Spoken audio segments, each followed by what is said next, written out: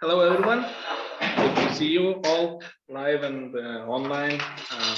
So today we are having first pitch practice of our first cohort. So how we gonna do it? It's 5 minutes, 5 minutes for every team, and 2 minutes for you to give your presentation speech. And what we expect to hear mostly is you explaining the problem, the solution, the value proposition, business model, and the team. If you have some more slides, you can present, but this is the focus of today's practice. And when we have a 3-minute time for our jury members from inside the accelerator to help you improve. So we are not planning to have a really long question and answer session, but it's 3 minutes to get you as much feedback as we can. So don't try to answer every question. If the jury members didn't understand what you are saying, maybe you don't need to explain, but you can say, okay, I'll improve it, and think about it with your mentor on your session on Friday. Okay, so it's not needed you to convince our jury members how to improve and that you are correct or something like that, but try to get as much feedback as possible. Of course, it's only practice. Keep in mind that mentors and lecturers already know probably more than you are saying, but dear mentors, please pretend that you don't and say that I don't understand from your presentation this and that, and you can explain that.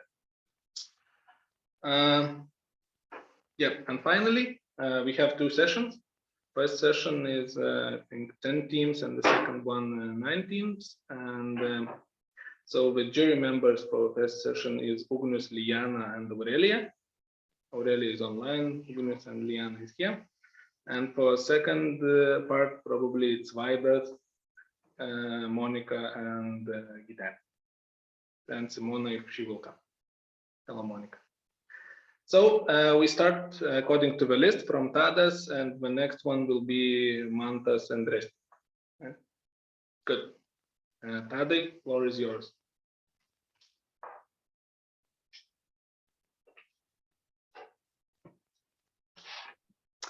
Hi, everyone.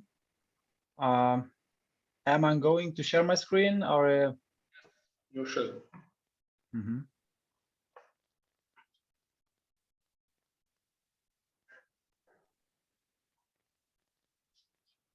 Can you see it? Yes, you can start. Okay, great, thanks. So yes, my name is Tadas. I'm a CEO and a co-founder of Korepetitus. It's a trained young tutors marketplace. The problem we face is that we basically lack high quality teaching in schools. Why is that? It's because there is a lack of individual attention to pupils, and it all results in the following lines. We have poor grades and reduced motivation and self-confidence as well. Another problem we face is that first-year students work jobs that might be done by someone who doesn't know language, doesn't know local education, and we see it as an opportunity. Our solution is a two-sided marketplace where parents or pupils can basically find a tutor, schedule lessons, and improve their skills online. Another part of this solution is that, again, we employ young people who have gained huge amount of knowledge in the school, and we empower them to use it and provide their knowledge for the ones who need it. Is it really a problem? We say that it is, because in the first year we have tutored more than 1,000 kids, and in the next year we are about to teach almost 3,500 kids. Is it a big market? Well, yes, it is. You see, globally we have almost 2 billion kids. In Lithuania alone we have 320K, so there is really work to do. What we are looking to in the future, we plan in 1 year to have 2.5% of the market in Lithuania, meaning we would have 480K revenue monthly. And other country that we look into is Poland, as it's as we use tutoring quite actively and in a high percentage. Our business model is quite simple. We pick a fixed price of the lesson, we have a commission fee, and basically it's how we make money. What are our competitive advantages? So first, from customer side, we have only young tutors interviewed and trained, meaning they have a guarantee of the ones who will take care of their kids. And that from tutor side, as we also need to attract them, we have a training, we have a teaching material, and we have a community, live and remote meetings. Our team is 3 of us, me, Tadas, Teresa, and Lina, who's responsible for IT part. Yes, so it's us, korepetitus. Opportunity knocks only once. Join us. And yes, please, your questions. Thank you. Who wants to start? Again? Lithuania, so I will try in Lithuanian. Okay? Aš apie prezentaciją, Tadai, mažai turėsiu ką pasakyti, nes aš tiesiog žinau, ką jūs darot ir kaip darot, ir tikrai, kad stengiatės ir esate jau žinomi, matomi ir panašiai, bet aš apie jausmą. Bet man atrodė, kad jums, Tadai, nebuvo labai įdomu pristatinėti. Aha, supratau. Pagalvokite, ką reikėtų padaryti šiek tiek kitaip, nes šiek tiek atrodė, kad lyg ir nuobodu, lyg ir kažkaip tai viskas jums aišku, ir tų akių šiek tiek kodegančių, ir netgi intonacijos gal šiek tiek norėjosi kitokios. Suprantat, kad, ypač jūs, įsivaizduokit, jūs esate pirmas, kuris atidarote šitą mūsų pitchą. Taip. Man truputėlį vat iš tos pusės, o pati prezentacija informatyvi ir gal kiti kolegos pasakys iš jau dalykinės pusės daugiau. Aš daugiau tokios iš emocinio. Ačiū. Supratau. Ačiū. Yeah, I may just add a little bit. I don't believe in problem that you have presented. It's so generic. Mm-hmm. You say that the education sucks. Mm-hmm. So I must believe that your marketplace is solving the huge educational problem with thousands of teachers. So show me the problem. Mm-hmm. But just say that, you know, students lack individual attention. You know, it's too generic and it's too, how to say, too. Well, I lack some data maybe. I would love to see if you would take, like, you know, I don't know, the math exam results or something and show the declining, you know, impact, declining result. So that would be that would sound better to me. Mm-hmm. Mm-hmm. Mm-hmm. Okay, so avoiding, you know, so generic. How to say, generic problem description, because, you know, climate is warming. So what? So what exactly is the problem? Thank you. Education sucks. So what? What is exactly the problem? And you say that your young students will solve it. This is where I emphasize a little bit more to make, how to say, to make it more solid. Okay, thank you. No, 20 seconds for Elia. I would only support Ugni's comment. You mentioned high quality teaching that basically it's missing in the school. So I would suggest to change that part, because I don't think that in all schools we are missing high quality teaching. So probably you should formalize a bit and in a different way and change it. Explaining the problem from another angle and then coming further to the solution. But yes, be more brave when presenting, and very nice presentation. okay, thank you. Thank you, everyone. Thank you, Adi. And the next is Resti, right? Good. And Jonas is getting prepared. Should I stand or just sit? Yeah, you can stand. That's it. It's up to you. I'll just share the screen. Everyone.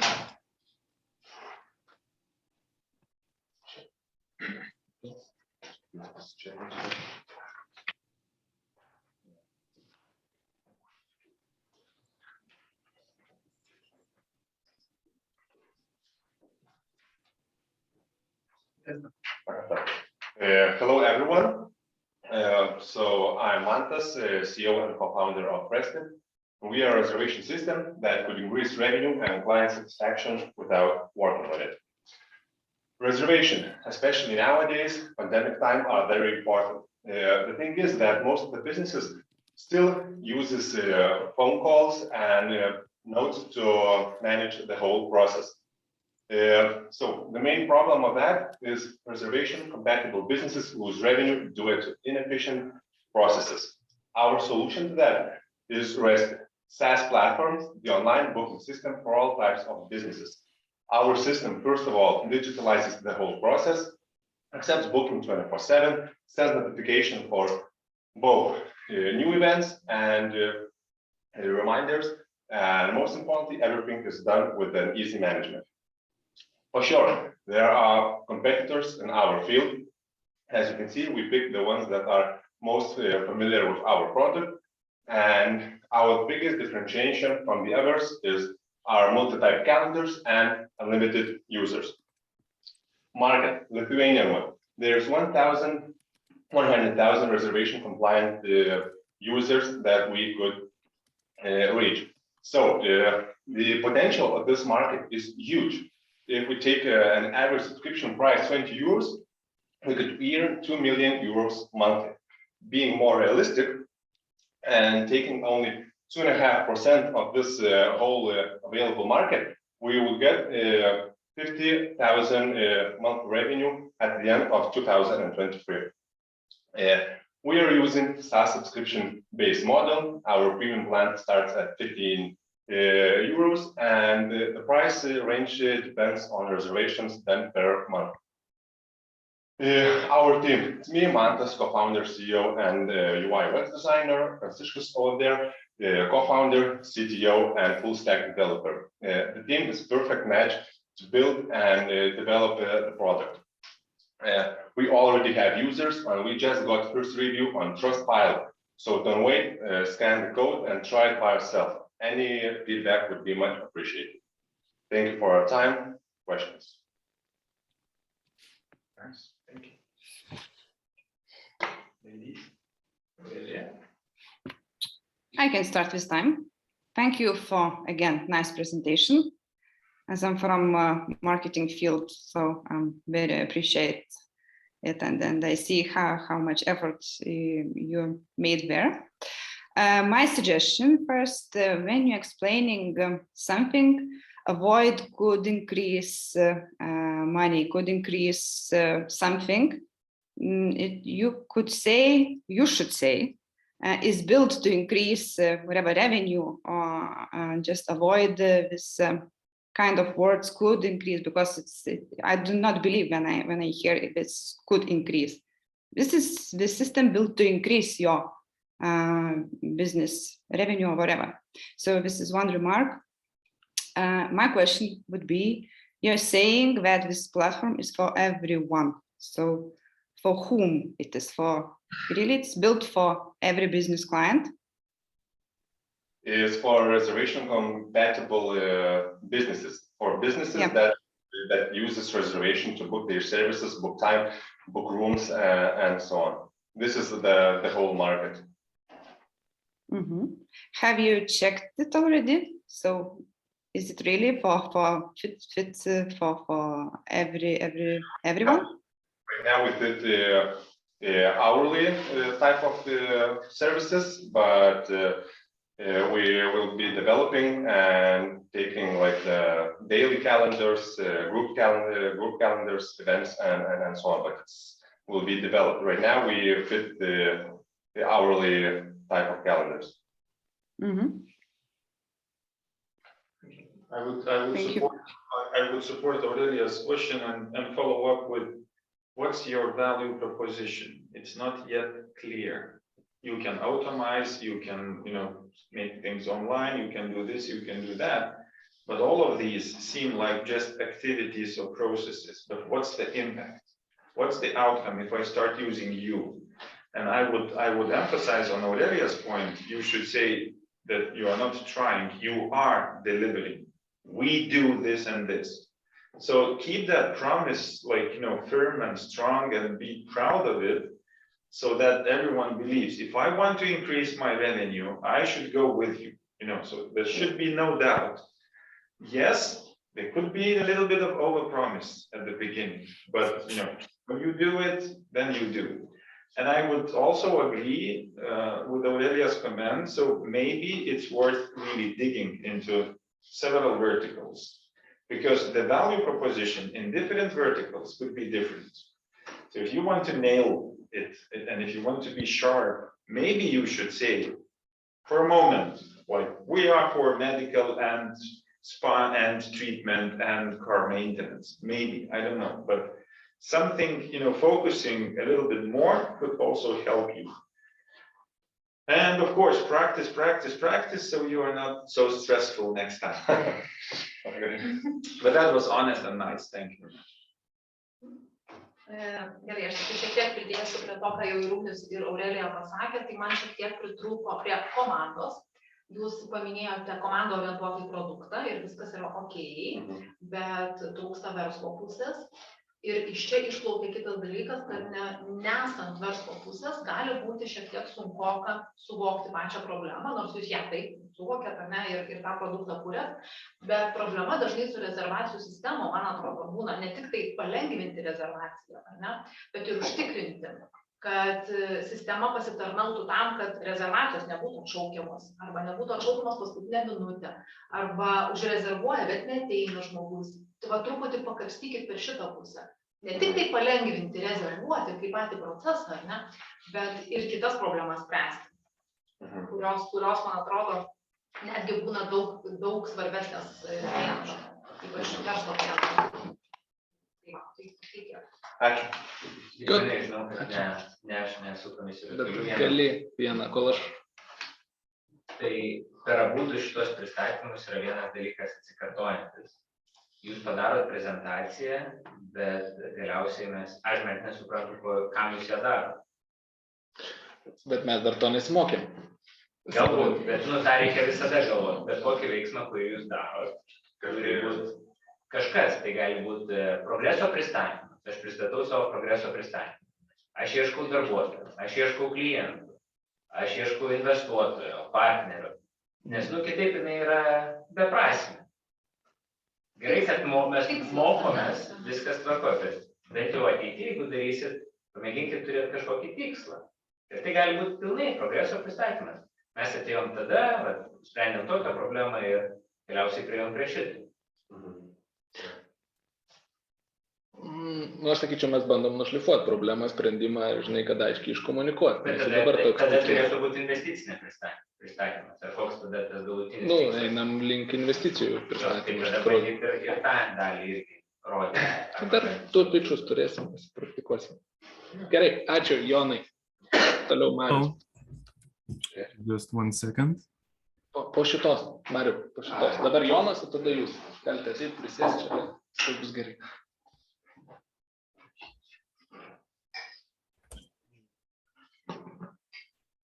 Matom, girdim. So, hello everyone. I will present our startup called 08Pitch. Prophylaxis is the easiest way to avoid many diseases and maintain good health. However, the statistics show that this is not always the case, and everyone adheres to this principle differently, and it's because of expensive medical tests and equipment, limited medical technologies, and time-consuming and resource-intensive research methodology. Our startup is inspired by medical innovation, where artificial intelligence is becoming widely used in medicine, and AI algorithm has been found to be able to recognize cough of a person infected with COVID-19. And this is how this idea came to life. 08Pitch is a device that is able to hear a wide range of sounds produced by human body, and by using artificial intelligence sound recognition system, analyze these sounds and identify the signs of various diseases symptoms.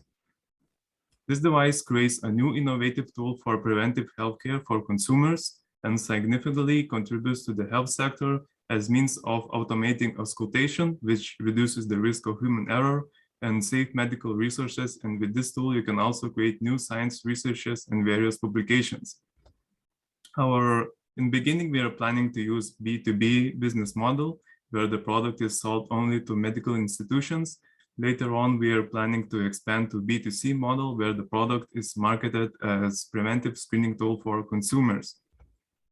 We may face risk in medical certificates, global competition, and personal information theft and hacking.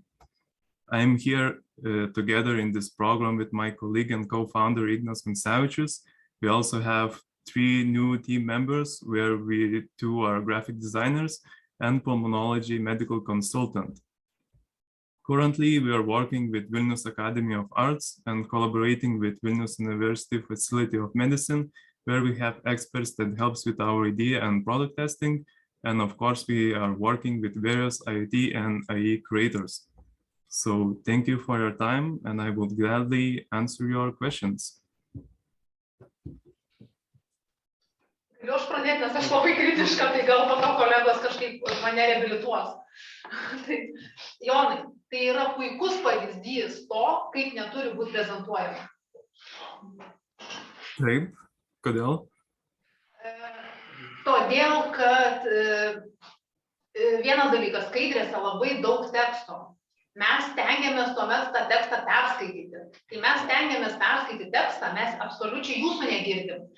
Tuomet, kai dar bandom ir klausyti, ir perskaityti, ir pasižiūrėti, ką jūs čia siūlote, iš vis pametam ir mintį, ir jūsų idėją, ir problemą, ir kas čia vyksta. Suprantat? Tai tiesiog, viskas yra labai chaotiška. Tai mano toksai pastebėjimas būtų. Ir kitas dalykas, vėl aš pastebėjau, kad jūs dar į komandą prisikvietėt dizainerių ir į produktą orientuotų žmonių. Jūs ir tai buvote jau dviese dizaineriai, tie, kurie sprendžia produkto klausimus, ar ne, kuria produktą ir jį vysto, ir jūs dar daugiau prisikvietėt tokių pačių kaip jūs, tai reiškia, pamultiplikuojat save, ar ne, paklonuojat save, o realiai, dabar aš nežinau, gal ten man užstojo šiek tiek ekrane tie paveikslėliai ir aš nemačiau vėl sveikatos specialisto. Aš girdėjau, kad jūs įminėjote. Taip. I would love to completely support Liana. I lost you on the second slide and I didn't hear anything else. So that was because you were too in a hurry, because you were trying to read everything. I wish you just remember, less is more. You have a nice design, it's clear, it's pleasant, but less words, less letters. So I actually don't know the problem that you are solving. So it's hard to comment, things that I didn't get.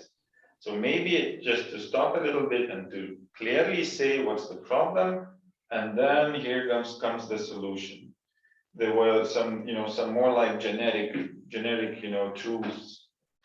And about the teams, for all the pitches that I've heard already, I'm not that much interested in your professions and in your, so to say, names. Yes, it's okay to know the people, but I'm more interested in your experiences.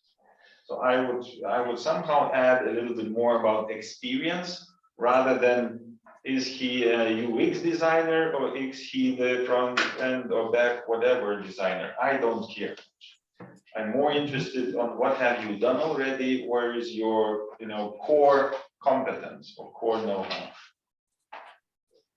Aurelia?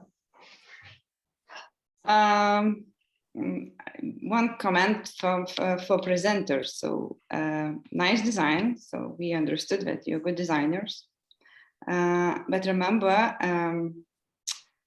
what we are saying, this is the accepted as a gift. Feedback is a gift. So don't think that we criticizing because we didn't like your presentation or we against you somehow. I have a proposal completely supporting what Liana and Ugnius said. It's difficult problem and difficult solution. So it helps sometimes when you're trying to simplify. For example, start your presentation with Aurelia. And she has something, right? So she wants to know about her future. We have a solution for her. We are going to make one thing and then another thing. So simplify it. It helps to us. It will help us to understand what you're doing by explaining using real examples. That would be more interesting. And probably we would understand what you wanted to say, because I totally agree. I lost you already in first slides. Good, thank you everyone. Let's Marius, and the next is Jūros draugas after Marius.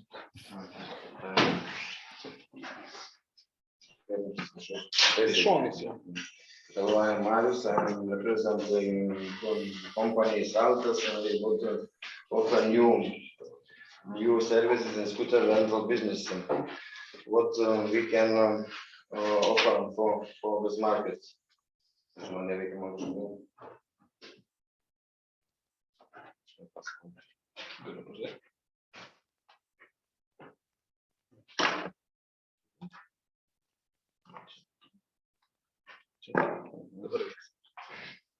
It's like I am here, and when I go to the university, I can find where to put my scooter, and I around and about university, and don't have where to put it. And after that, I thought to make own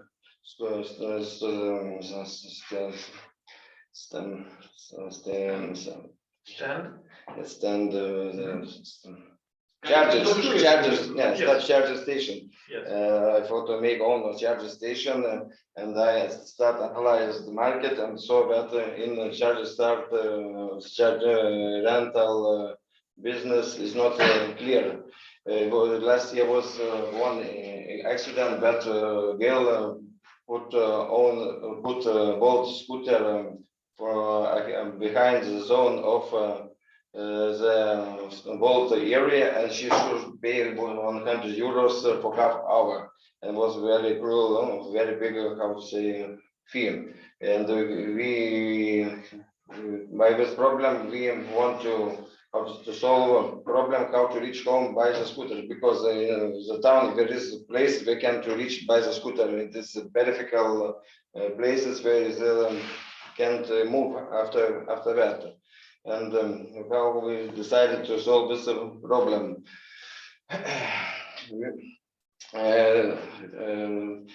The main thing how to solve this problem is to make adapter that would be universal to others,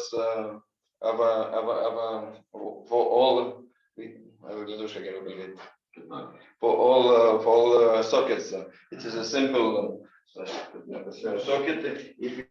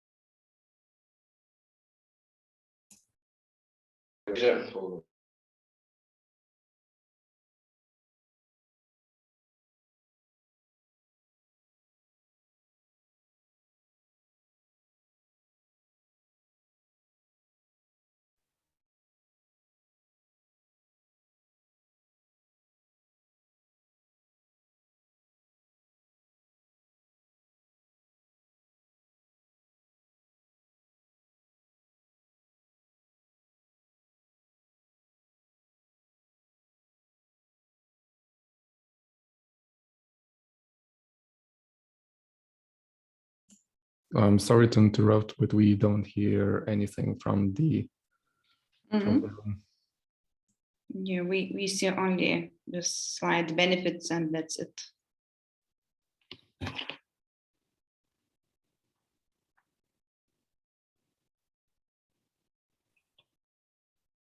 We don't hear you. Do you hear us now? Yes. Yes. Now Okay. it's- Just now to it's sum okay. up, we decided to try again after a couple presentations. So now it's okay. Rasa, ready? Yes, I'm ready. Good. You can share your screen. Yes, just a moment.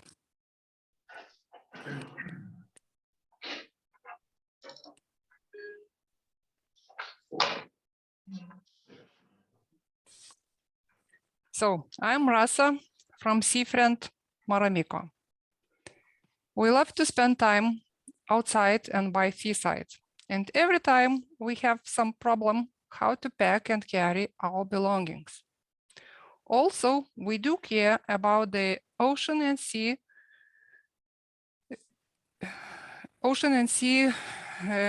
plastic in ocean and sea, what affects our climate and our future. So we offer to use sustainable and multifunctional items. Seafriend design and produce multifunctional, sustainable outdoor accessories from recycled marine plastic. This is Maramiko beach bag rug.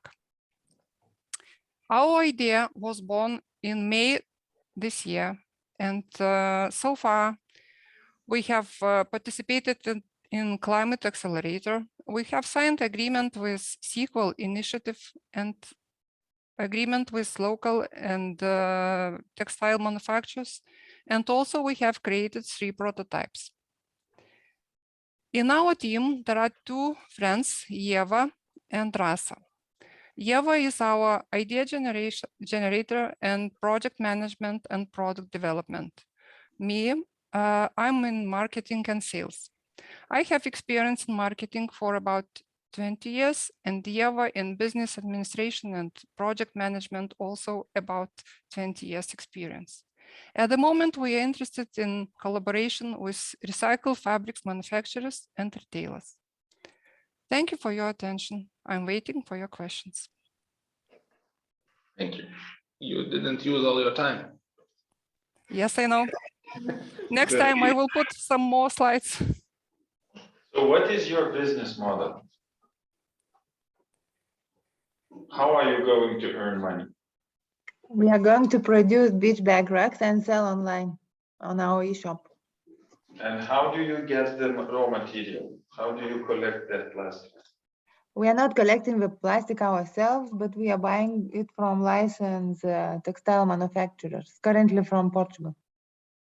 Not plastic, but textiles. We are buying textiles produced Already. from plastic what is collected in oceans and seasides. Okay, so your direct impact to ocean pollution is not this direct. Yes and no, because we offer to use already recycled material instead of producing new polyester from the other types of material. And also to use one thing for 2 things or 3 things. It's multifunctional item. Yes. So yes, we are not collecting ourselves the bottles and we do not recycle, but we offer not to create new polyester instead of producing our multifunctional items from already recycled. So your competitive advantage, in one sentence, what it is? Comfortable, designed, well-designed item, multifunctional item from marine plastic. Nice, thank you very much. Yes, I expected this. I waited for this sentence. So that is, then I get your point. It's the multifunctional item, So you are a design company, actually. Right. So exactly. avoid that crap about polluted oceans, etc., because it makes you then, it a little bit actually distracts the attention from your core, so to say, core competitive advantage. I believe it's okay to use somewhere, in different initiatives, maybe, but it's a little bit misleading, And when you say it's multifunctional, it's one bag, it's also pillow, it's also blanket, it's also this and also that. This is what I buy. This is what then catches my idea. Thank you. Okay, thank you. Thank you. Any other? Man iš tikrųjų sunku objektyviai komentuoti, nes tai yra mano prižiūrimas startuolis, tai mano vaikai patys gražiausi iš serijos.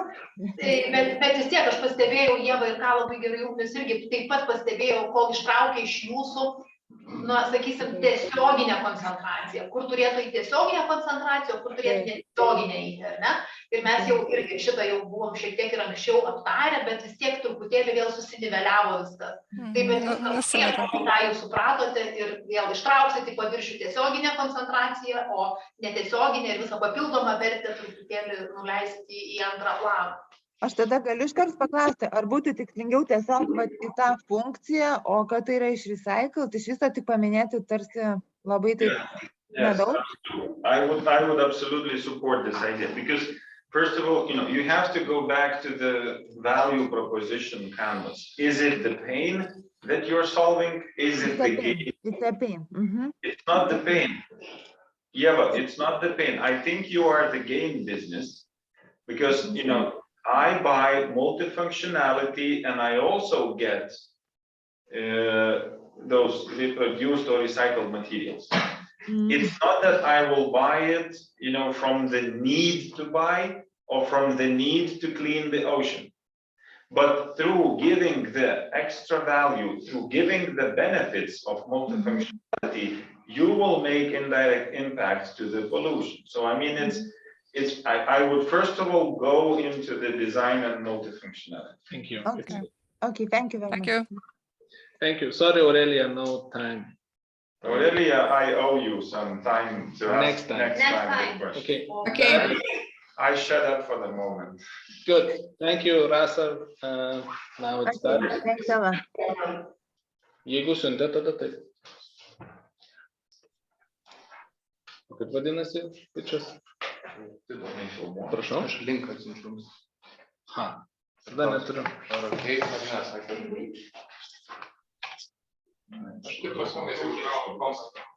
Ta prasme, jeigu prisijungia, tai gali transliuoti šitą ir tiek žinių. Na, ta prasme, į Zoomą. Gali.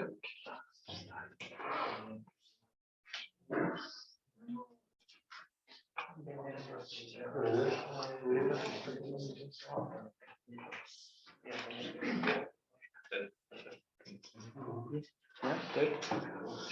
O galite atsiųsti. Ar mes nematau nieko. Nebent Laura kas nutiko? Nieko, ieškom prezentacijos. Cyber.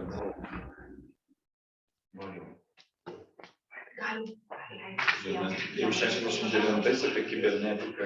Čia tik mutintis galime leisti. Iš kur viskas prasidėjo. Ir keičiame satošiai, kad sugalvoja, susivyksima, 3 satošiai čia. Kibernetikos meistrai. Galim pasiekti, galite.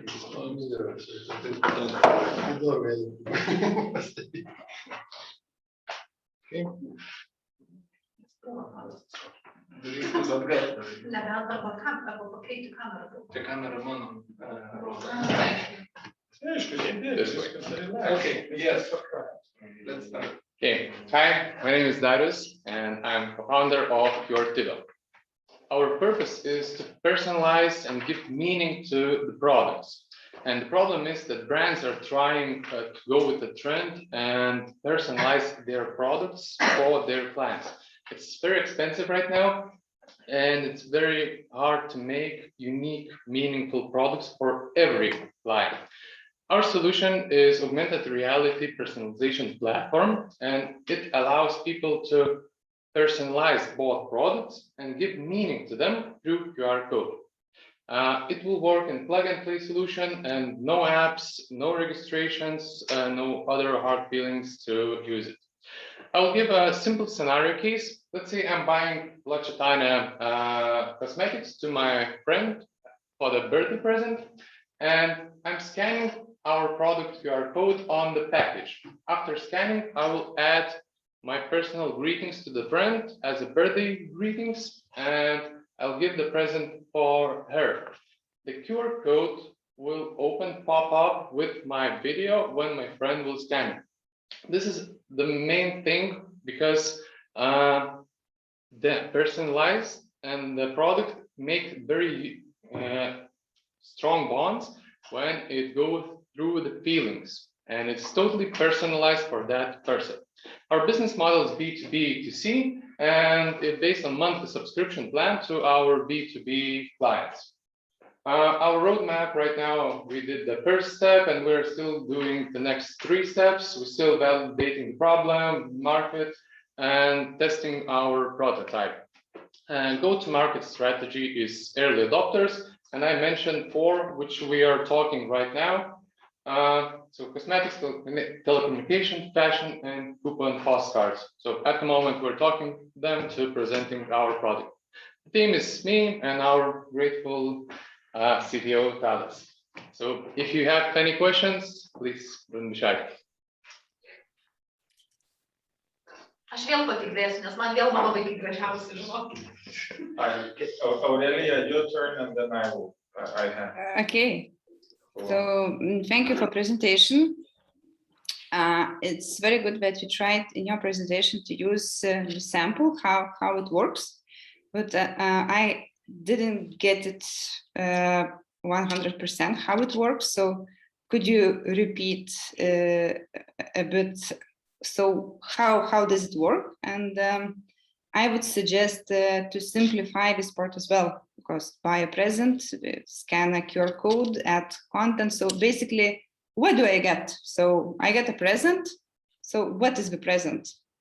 You get the package, the gift, the coupon, or any kind of gift which has personal information made just for you, from your friends, from your family, and other people. So basically, it gives added value to the product, and the value created through emotions usually remembers and burns into your memory. So you will remember that brand name much better than just getting Lotsatana back, for example. Mm-hmm. So if I want to buy a present for you, so what do I do? You are going to the shop. You earn money. Aurelia, you earn money first. Yeah, from the beginning you want to start. So at the shop, our partners who are having who are using our platform, they have those QR codes on their packaging. Okay. And from that moment, you start using. So this is also feature when you're comparing, let's say, Lotsatana to rituals. If the rituals don't have and Lotsatana has, if the person made gift one time, probably he will want to come second time because Lotsatana package has additional value to it.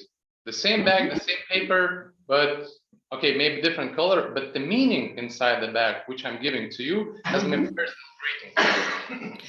Yes, thanks for explanation. Now I understood it. So basically, why I started asking you, because I didn't get the point. So how do I buy? Where do I buy? Now I get it. So basically, it's not, it doesn't work like I go to Maxima and I can buy a gift and then send a greeting, right? So basically, you have to, these brands have to be in the platform, right?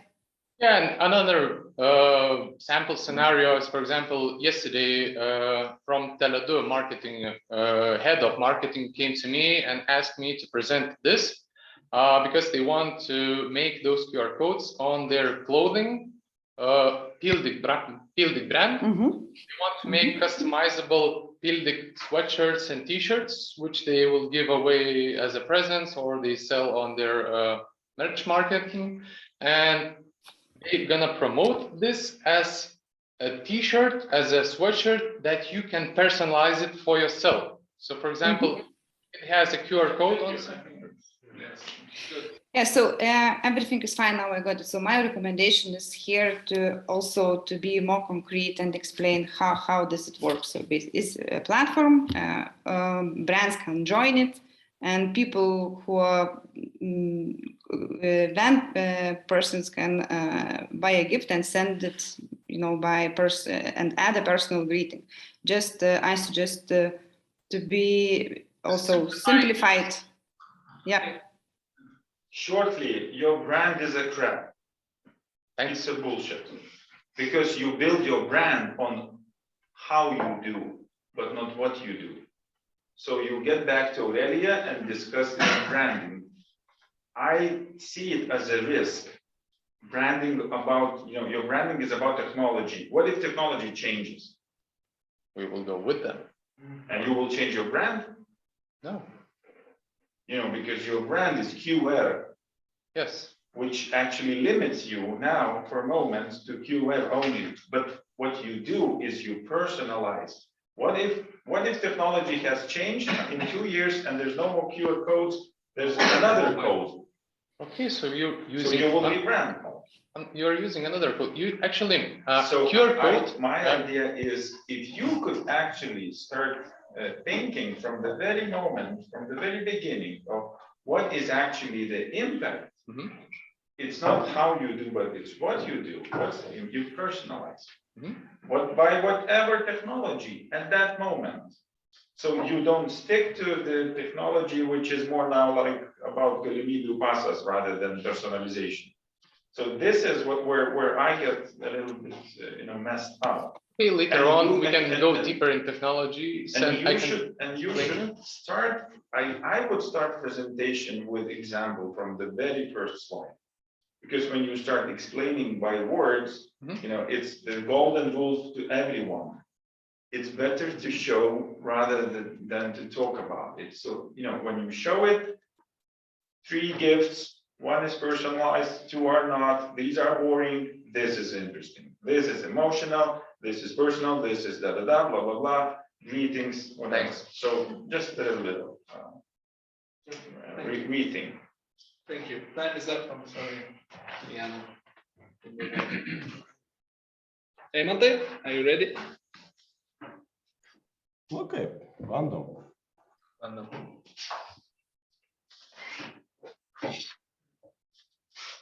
Dar nematom skaidrių, bet laukiam.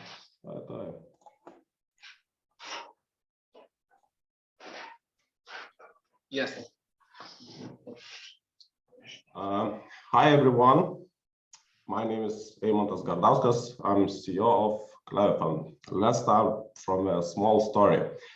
When I started this project, I saw elephant in the room. I just one person who saw it, and I tried to solve this problem. Later, become 10 years, and the time was go, and I don't know what to do with this project. Now you should to hear 10 walls elephants, dun dun dun dun. Yeah. After 10 years, my elephant goes, and I understand that now we are clever elephants. So we are Cleverfunds, and now we can talk about the problem. And the problem is quite obvious. I think that public schools have a problem with. Eimantai, nematom skaidrių besikeičiančių, vien tą pirmą skaidrę tik tai kažkur. Now? No. Kitą ekraną matom, kur skaidrės nesikeičia. I can talk without this. But we would like to see. Okay, I don't know. Tai ką man padaryti, kad rodytų? Dabar matom va šitą. Tai kitą ekraną, o šėrina vieną ekraną. Mes matom va šitą, kur dabar 2 drambliai. Tai aš tą patį rodau. Ne? Full screen'o man neleidžiu. Nematom full screen. Tai be full screen'o tada žiūrėkim gerai. Tai kur aš ten pabaigiau? Čia. Yeah.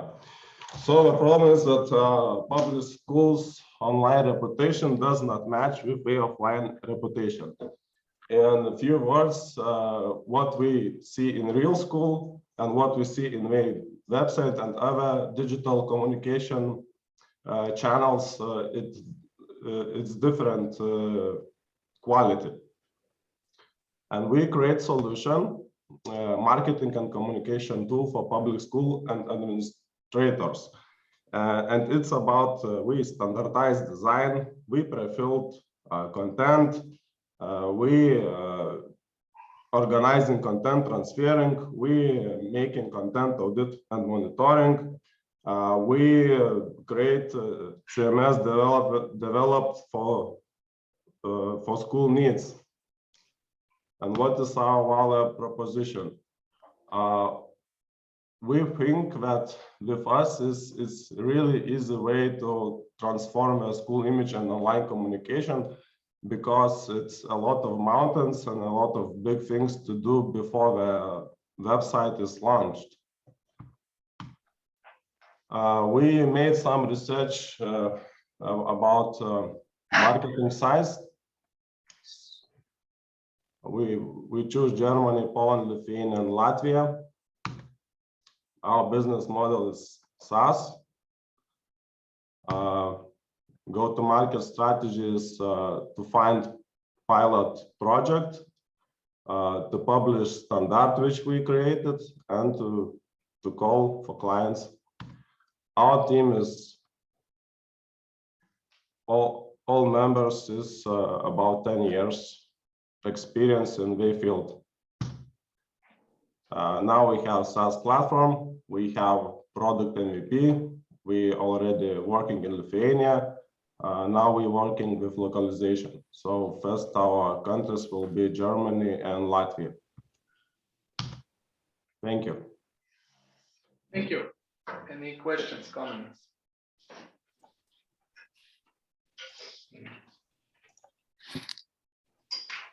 Aš trumpai, Eimantai, kaip jūs priėjote prie atsakymų, kas yra problema mokyklai? Iš kur jūs atradot, išmastėt, kaip jūs atradot šitą problematiką, kad reputacijos nesutapimas? Actually, tai lietuviškai pasakyti, tai iš tikrųjų aš pirmą sukūriau produktą, o dabar ieškau kokią problemą sprendžiu. Ir ta prasme, ir man yra labai sunku šitoje vietoje turbūt suprasti, bet aš labai stipriai dirbu su to, tai neteiskit. Mes jums sakom tik rizikas, nes mano manymu ir ką jūs ten dar irgi įvardinot komunikaciją kaip pridėtinę vertę, aš komunikaciją laikau įrankiu, bet ne verte, pačia savaime. Tai irgi truputį reikėtų pasižiūrėti, gal čia Aurelija paprieštaraus, man nežinau, jinai su tuo dirba labiau, gal tiesiog aš nesu tos srities specialistė, bet man vis taip įrankis tai yra komunikacija, viešieji ryšiai ir visi kiti dalykai. Ir su reputacija man čia kelia abejonę, dėl to aš jūsų klausiu, iš kur tai gal jeigu jūs pats atėjus. Iš esmės reikėtų turbūt, gal nelabai išeina išaiškinti, ką mes konkrečiai darom, nes tikriausiai esat visi buvę biudžetinės įstaigos interneto svetainėje, bet kurioje, nebūtinai švietimo įstaigoje. Ir yra skirtumas, kai verslas tą svetainę susitvarko. Kai verslas susitvarko, nesupranta, nes turi savo KPI'us ir panašiai, o švietimo įstaigos arba tie KPI'ai prasilenkia su būtent šitas sritim, arba jie nekreipia į tai dėmesio. Tai su mano produktu ateina tas momentas, kada jie pradeda galvoti, kad jo, mes tikrai šitą dalyką esam praleidę ir dabar yra proga susitvarkyti. So if I just may add a couple of comments. First of all, I would really suggest you to cut that introductory story about the elephant. I didn't get it. Who was the elephant and how it actually helps you? So where I should focus, I would focus is on describing more your service. It's the consultancy that you provide. It's not only the web page. Because when I read that it's a web page, we create web pages for public schools, it sounds me like late 70s or early 80s, you know.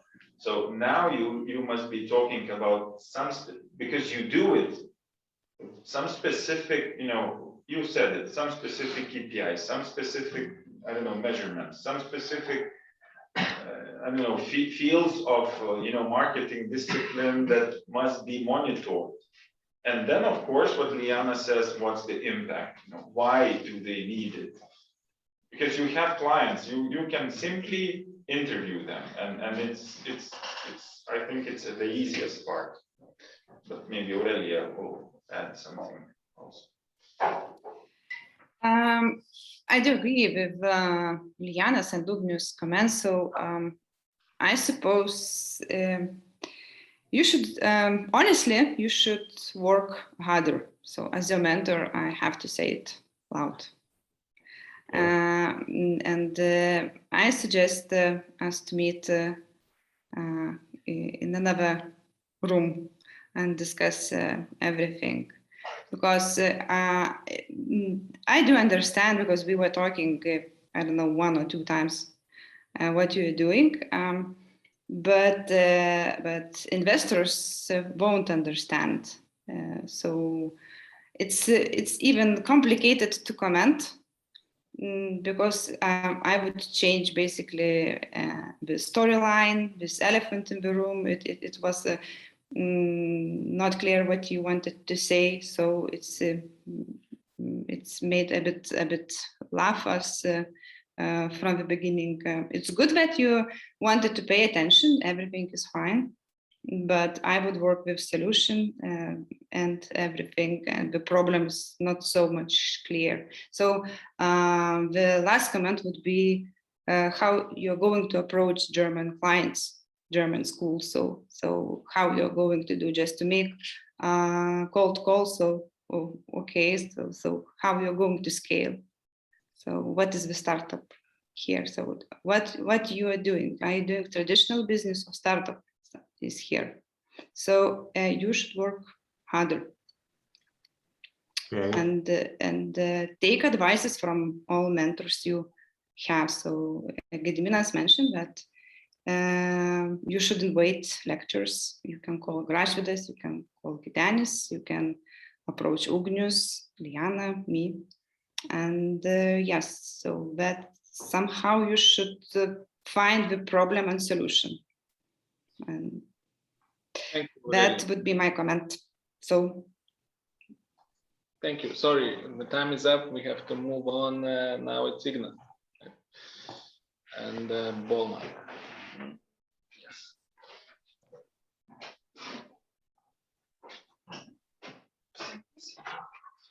Hello to everybody. Today I'm presenting Bolman, and we are creating next level basketball one-on-one competition platform, playing in physically. And yeah. I'll just press here. But I have a cup, so maybe it's not good. And our team is me, Ignas Ramanauskas, and Valentinas Bogusevičius, and we have more than 12 years of experience to be successful for business. Moreover, a well-known NBA basketball player is coming to represent and make the most excited basketball platform. So the problem is that there is no platform to improve individual skills and be rewarded.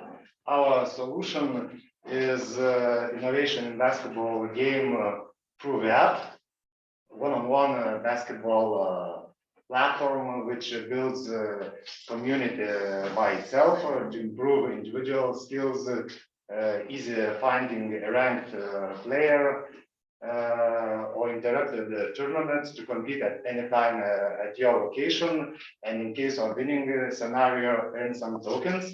In a few words, a high-level concept is personalized championships.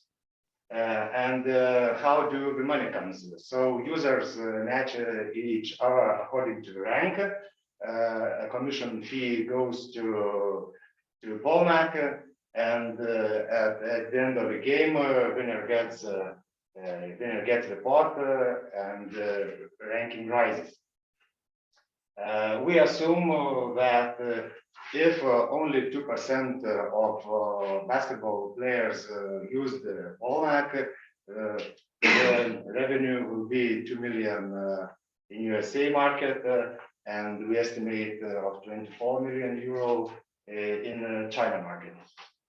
So thank you for your attention. I have one question. Okay. Who's that NBA player? You will see. I know the answer. Man tai iš tikrųjų yra tokios irgi mintis, dabar tokios darbanotos. Grįžkime truputėlį prie skaidrės, kur yra problema. Ir man, nespėjus net perskaityti visų įvardintų problemų, kilo klausimas, o kaip dabar jos yra sprendžiamos? Ar nėra taip, kad jos jau yra sprendžiamos, yra įrankiai joms spręsti jau dabar? Ir tada, kuo jūsų produktas, ar ne, jūsų kuriama platforma? Yes, we have only the platform for 3-on-3 and 5-on-5 only team games, and we have no platforms for 1-on-1 platforms in big market. So we have only tournaments, but we want to have like a championships, and it's like I told you that it's a personalized championship that whenever and wherever I want, I play and participating in this championship. So this is our proposition. Bet ar esamos platformos negali labai greitai persiorientuoti į funkcionalumą, nes iš esmės, ką jūs kalbate, yra funkcionalumas. Turėti one-on-one ar ten team, ar ne? Yes, but we have only Facebook groups or another groups just to find another player, but we don't have a platform to do this and to be ranked. Bet čia yra tik įrankis. I think, well, it's. Man taip atrodo, kad yra tik įrankis. But the idea behind this idea is, yes, of course, maybe it's already my knowledge about the idea itself. So it must grow into a league. It must be more than just a platform. So maybe this is not clear in your presentation. So the platform is only the tool, but the big thing is that when you want to play one-on-ones, you have no, complex solution for this. So I think you're right about clarification of that problem. That is geriau kalbėti ne apie platformą, o apie sprendimą.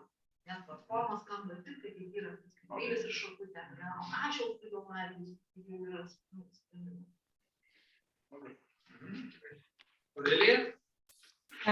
Very short comment. When you're showing a slide and explaining the problem and keeping me asking with question marks, so basically, this is not the way I think how you should explain the problem. So remember one thing, if you're talking about solution, right? So basically you need one sentence.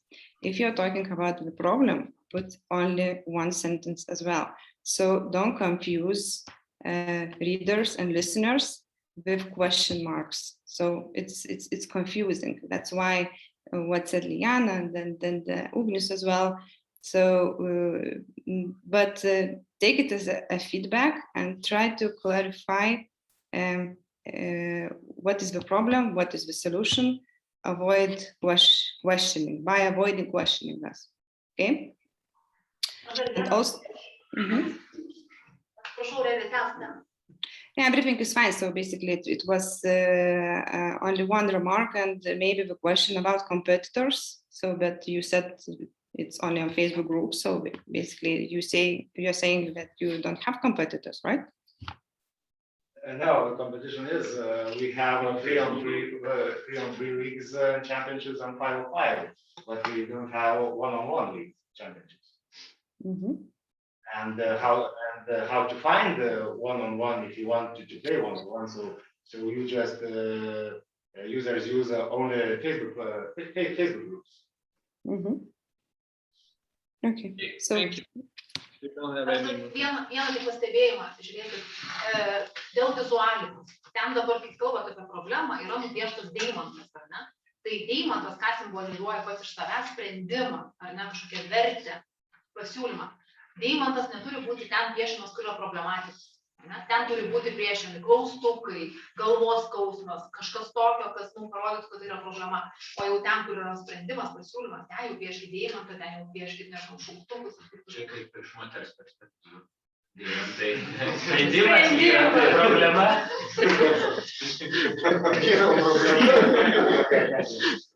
Gerai, ačiū. Gitenis pasikaustęs. Elena. Turi problemą. Žinau, kaip jas spręs. Nesigirdi. Mikrofonas gal ne tas parengtas. Settinguose. Dar negirdau. Nieko.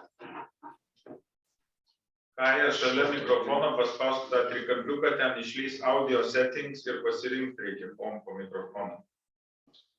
Nes būna ausinės, kai įkiša persimetant ausinį mikrofoną, ausinės ištraukia ir kažkaip pasiliekant ausinį mikrofoną. Sakau, kad tas zoomas blogas einam į... Labai geras zoomas. Dabar girdit? Tobulai, matai? Gerai. Tada pasidalinsiu ekranu.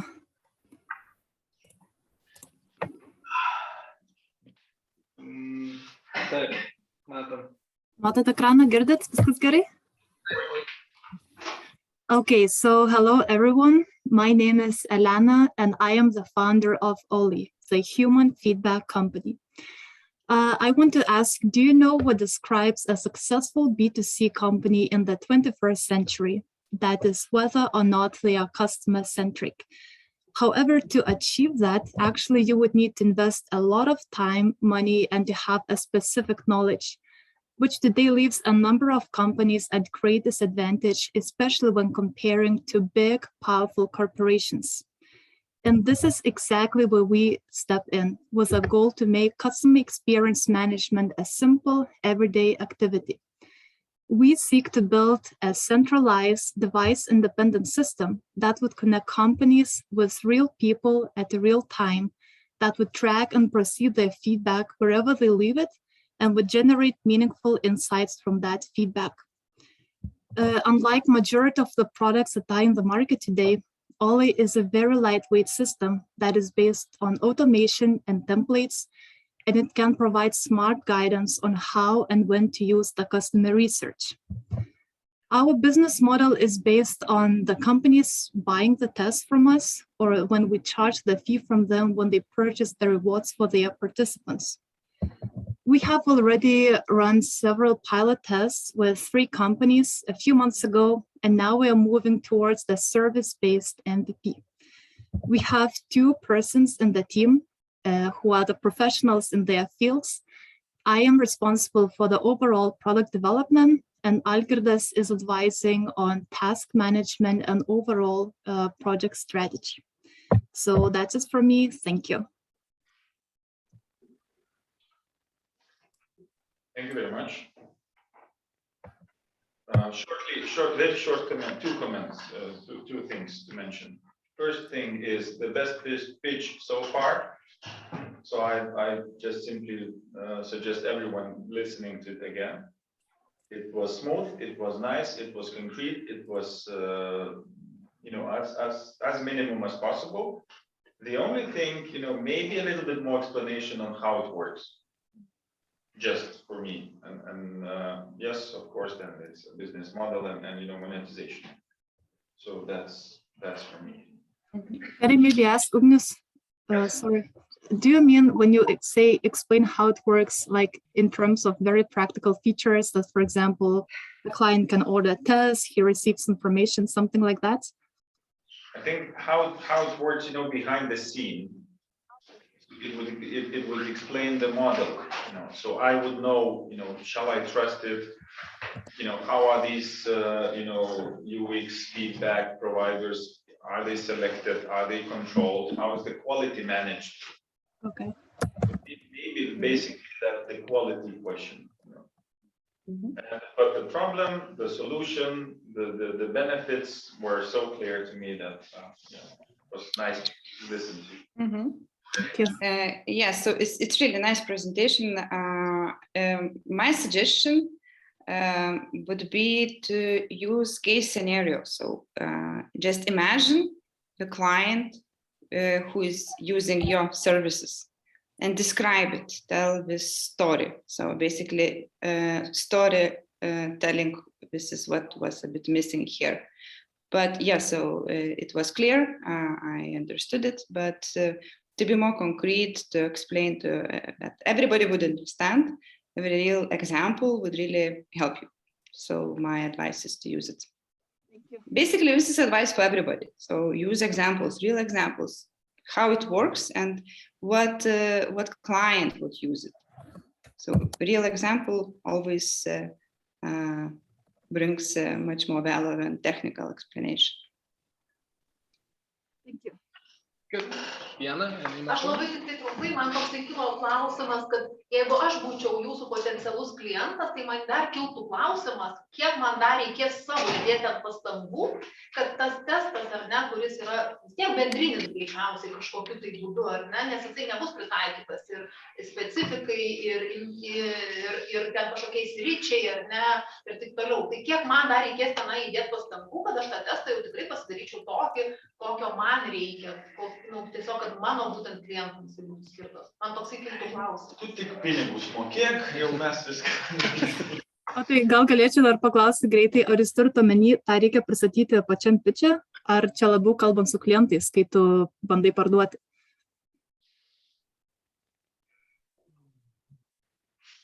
Dūsauja, Lijana, pasiskambinti. Nesu tikra, ar pristatyti pačiam pitche, bet gal, kaip Ugnius sakė, reiktų pavyzdį, ar ne, kažkokį papasakoti, ar Aurelija ten sakė gal apie pavyzdį. Tai vat, kai būtų pavyzdys, gal tuomet ir būtų atsakytos jūsų klausimus. Gerai, ačiū labai. Dovydai, mačiau kažkaip ekrane, jūsų eilė. Ar jau jūs sekantis? Sveiki, ar girdite mane gerai? Gerai. Taip, tai aš Dovydas iš kompanijos vardu Upseto, galbūt man angliškai. Hello, I'm Dovydas. I represent Upseto. I'm the CEO of Upseto, and I will share my screen just in a moment.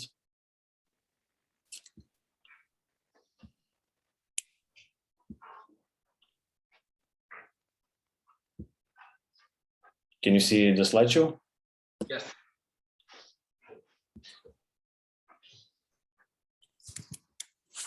Just a second.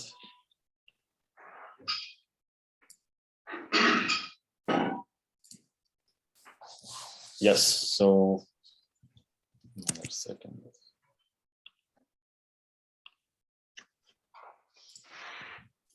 Yes, so to begin, Upseto is a solution that allows companies to take their customer support to the next level. So what I mean by that? So basically, we begin from the problem. The problem is that growing small or middle-sized companies have more users. They have more, basically, more important users, more VIP users, and they need to provide the best customer support possible for them in order to retain everyone. So they want to do it in a modern way without scheduling meetings, without third-party software that many of the users have problems to use sometimes. For example, they don't use Zoom, but they use Microsoft Teams, and etc. So another point, the key point, is that customers want to receive immediate help via live screen share, without any tools. They want to talk to the customer agents immediately. Basically, they want to have as minimum friction as possible, and that is exactly important for the customer agents as well. Now, here's the why. So as I mentioned, growing companies need to improve their satisfaction, customer support satisfaction, and they must prioritize customer retention. So in order to deal with all these challenges successfully, they need to have more context of what the users are currently doing. So what Upseto basically, where Upseto comes in here, the customers are allowed to see the user screen in real time on the dashboard. So basically, you can see every user's session in the dashboard. And now the solution. So basically, you have a dashboard which represents the current state of your customer, where he browses the product, your solution. And you can basically see which customers need help, where they are, what they do, and you can jump in to help them out. So for example, the customer can request the help from the customer agent, and the agent can jump in to help them out. Now, here's a little diagram of how it all works. So you have on one side, you have the user, on the other, you have the agent. And what Upseto basically provides is live screen share. So you don't need any additional software, scheduling meetings or anything like that. You can see the screen in your browser. And you can control your customers, your user screen in real time. Of course, that is available only when the user grants you the permission to do that. And you can have live audio calls as well. So that is a feature that we are still developing. Now, the value proposal is pretty simple. We want the companies to accelerate their growth, and we want companies to be modern, innovative, but without using any unnecessary software. We want companies to be able to handle complex situations, to help the users in complex cases. For example, you can have like big insurance forms or complex financial products, all of that. We want companies to increase ticket resolution speed significantly. We want companies to onboard more customers, so maybe word-to-word marketing or something else. And we know that every impression counts. So if the company leaves a lasting impression to the customers, it could be that more customers are coming in because of that. Now, our achievements are currently that we have 2 clients. We have $400 MRR. Our pricing currently is in United States dollars. We have the MVP released, available in a sign-up request. We have the first integrations developed for 54 signups via Typeform questionnaire. Companies that sign up are Vinted, Western Union, Contentful, and others. So the future plans are to finalize the most requested integrations, which we found were Slack and Zendesk, and schedule the demos with the interested parties. And also, ideally, we would like to expand our team with both technical and sales team members. Now, the founding team, currently, I'm the only one. I have another developer working with me. And what we're looking for, of course, is more expansion probably on the sales end. The ask, this is preliminary, not yet decided, just for the sake of it. And that's all. Thank you for your attention. Good, thanks. Any questions, comments? If this would be the competition for the number of words used per pitch on the slides, so you would take first place. I mean, 4 words are too much per slide. So 3 is great, 2 is better. I mean, there was so much of the text on the slide, so I was confused to listen to you or to read. It was too small to read. And also it was too small to read. Gitanis is getting older, so he needs bigger letters. Sorry. So it was really bad on that part, that, you know, so you competed with yourself. So your slides competed with your voice. Think about, you know, just simply getting rid of some written text. There are things, you know, when you pitch live, slides have just simply to help you keep attention. You show something, you leave intrigue, and then you tell about it. So then all the jury, all the investors listen to you. Instead of, you know, simply you show the slide, everybody reads the bullet points and nobody listens to you. So this was a little bit messy. And then I actually lost, you know, lost the problem itself. And then only the scheme helped me a little bit to catch up on your presentation. But still, I don't know what type of customers usually what type of business usually would be your target. So that needs a little bit more clarification. So maybe again, I would use the same recommendation from Aurelia. Use the use case. I mean, use the true story, true case where you worked, where it helped, how it worked, and this is it. So just shortly from my side. Aš trumpai tikrai palaikau visą Ugniaus šitas pastabas, visas, kurias jisai išdėstė, nes man atrodo tikrai labai daug, nesikartosiu gal netgi to, ko buvo per daug ir kas neleido susikoncentruoti, bet aš dar iš visai kitos pusės pastebėjimą turiu, kai jūs kalbėjote apie problemas, tai jūs kalbėjote apie bazinius visų klientų poreikius, jausti išskirtinį dėmesį, gauti nedelsiant pagalbą, tai yra tiesiog ką kiekvienas klientas jau nori gauti. Ir dėmesį, ar ne, asmeninį, išskirtinį ir greitai būti išklausytas, ar ne. Tai man atrodo, tai nėra, na, nežinau, ką ir Ugnius paklausė, neaišku, kas jūsų klientas, nes kai bus aišku, kas jūsų klientas, gal tuomet ir jums bus aiškiau, kokia yra jo problema. Nes kol kas šitie įvardinti poreikiai yra ganėtinai baziniai jau tada. Aš patarčiau tiesiog pakrapštyti, kur yra problematika. Ir kitas dalykas dėl įžangos, jeigu žinot, jūs būtumėt pradėjęs su įžanga, kad ir tokia, jums kada nors teko susidurti su Ryanair support service, ne? Ir ten jūs kalbėjote 115, kol jums kažkas atsilieps ir atsakys. Ne? Ir dažniausiai beveik daugelis jie nutekę yra susidurti su tokia problema. Tai kiekvienas praleistų, ar ne, tą pojūtį, prisimintų, kaip buvo nesmagu kabėti ir laukti, kol tau kažkas padės ten išspręsti, nežinau, bilieto pakeitimo klausimą. Kaip pavyzdys, ar ne? Tai paieškokite, kaip įeiti į tą situaciją ir įeidami įsivesti kiekvieną beklausnai, kas tai bebūtų. Ar mes kaip mentoriai, ar investuotojai, ar kažkas kitas. Tai tokie būtų mano pastebėjimai.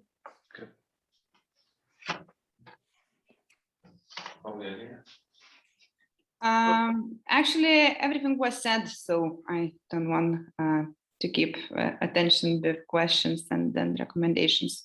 Only, I think Ugnius was kind saying that he a bit didn't understand. I didn't understand at all, too much text. You should redo slides, all of them. Good. Thank you. Thank you for comments. Let's now have a 10-minute break and return at 4:30. Mario said he wants to relax. Gerai, ateikit. Gerai, gal padarom taip, pertraukėlę, vis tiek reikia pajudėti ir tada, and then we come back to Marius and then Eglė. Okay?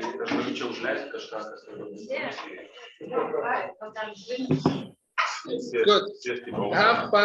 4:30, we continue. Thank you.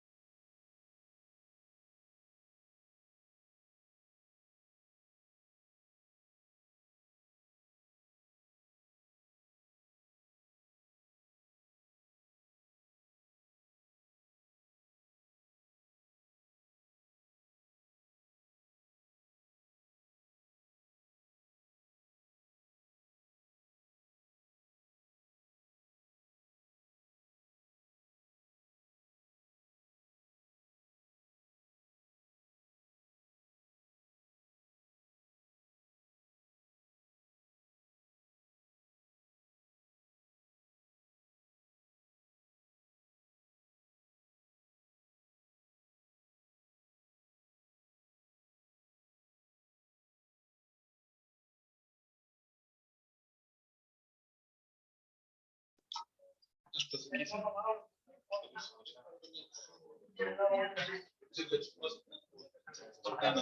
Yes.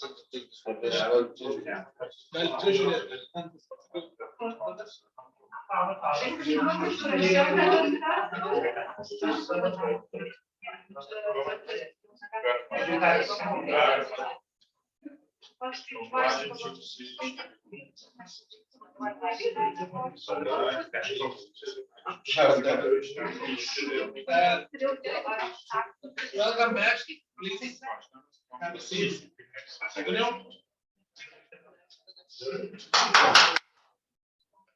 Please.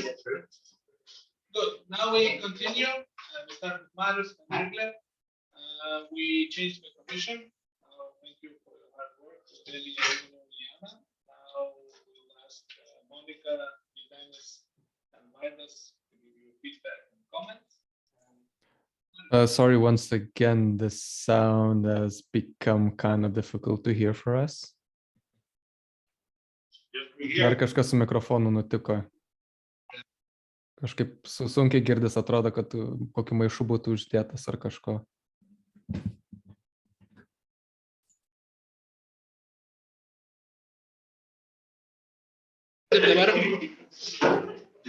Dabar geriau, dėkui. Gerai, dabar. Dabar gerai. Galima toliau, galima šiaip labai gerai gauti. Marius, norėčiau pristatyti savo įmonės sąlygas ir naujų idėjų, kaip galima pagerinti naujančių paspirtukų nuomos paslaugų krepšelis. Aš esu pats paspirtukininkas, mėgstu važinėti su paspirtuku ir kai išvažiuoju į miestą, nėra ko pasakyti nei prie universiteto, nei prie barų, nei prie kavinių. Problema, kad gali saugiai ir prirakinti ir pastatyti. Ir aš nusprendžiau pagaminti savo paspirtuko stotelę ir žiūrėjau, rinką analizavau ir pamačiau, kad Boltas taip pat turi problemų tam tikrus. Jie tam tikrose periferijose savo nuomą yra. Mergina, kurie išvažiavo iš tos periferijos, jeigu paliko paspirtukus, tai turės mokėti 100 eurų baudos už tą. Lietuvai prasidės iš tolimesnės vietos. Tai mūsų tokia mintis buvo su komandai padaryti, kad mes iš tos periferijos galime išvažiuoti, kur norim, net į namų ir kur tik širdis geidžia. Kaip mes nusprendėme galbūt tą sprendimą rasti, tai jeigu prie kiekvieno paspirtuko grupėje čia gal investingai bus, taisytume tokią, sakykime, pieštuką ar ne, jis būtų laisvas. Tada, jeigu jis yra jo viduje paspirtukai, yra dar pakrovimo pakrovės, grupės, kur mes davažiuotume, mes visur galim randamą nusėti pasiriauti.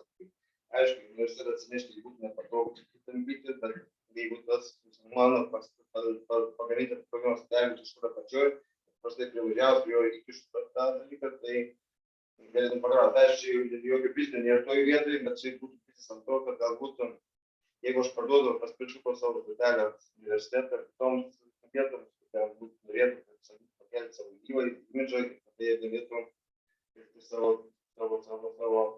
studentų pritraukimo nebūtų, bet studentai geriau jaustųsi ir geresnis būtų susiekimas, sakykime, su institucijom įvairioms. Tai, ką mes dar norėtume, iš tikrųjų, kalbėjom su Vilniaus savivaldybė, iš tikrųjų, mes galbūt išvis labai gerai apjungti piliečių kortelę su mūsų pakrovimo stotelio valdymu, nes kad galėtume tą pačią kortelę atsakinėti ir užrakinėti, sakykime, taštis mūsų pakrovimo stotelį. Ir tokį padaryti apjungimą su Vilniaus savivaldybės įmonė. Ir paskui, aišku, išeiti iš miesto, už Boltų periferijų savo idėją ir paskui su šia idėja dar pat galima atlikti nuomas. Jeigu jūs turite savo paspirtuką kažkur namuose, nežinot, kur jūs nenaudoti šiuo metu, tai jūs galite į mano pakrovimo stotelę pastatę, galite jį naudoti ir nuomoti. Tai už tai jau galite savo skirti pinigus. Čia sharing sistema. Nes jau yra gera stotelė, kuri užrakina ir neleidžia tam pasimti. Čia šiuo metu yra, tai čia yra Šifto Lietuvos įrėmė. Lietuviškos parduotuvės paspirtukų pagamintas pakrovimo stotelė grupės, tai labai paprasta, šitą įkiši į tą pakrovimo lizdą ir tai pasikraunasi. biznis būtų iš to, kad apmokestinti krovimą, paskui parkavimąsi ir paskui ginti pinigus ir dar duoti žmonėms užsidėti pinigus. Nes pas norėtų pasišėrinti savo paslaugas. Iš tikrųjų, bet toks būtų pristatymas. Kaip norėjau. Komentarą. Reikia vietą. Ir yra pridėtinė vertė. Gyvenimą jinai kelias vietas akivaizdu, kad yra struktūrizavimas įstatymų, aiškesnis. Bet reikėtų instrumentų atsakingų arba pagalbos atsidėlioti. Kas tikrai tokia idėja įdomi, tai norėtų iš tikrųjų tos konkurencinės analizės. Tai patys konkurentai valdantys turi, kaip jiems lengva tai įsidiegti tą išgirdus idėją, kaip jiems lengva ar nelengva įsidiegti pas save, arba papildyti savo paslaugas. Šitą vietą yra neaiškina. O kitas kaip ir patarimas pabandyti pilotinį projektą. Universitetų čionai, susitarti vietas, įdėti ten 2, 3, 4 studijas ir pasižiūrėti, reikia ir poreikis, kad nėra poreikis. Tai tą tikrai bandyčiau padaryti, tada labai daug atsakymų.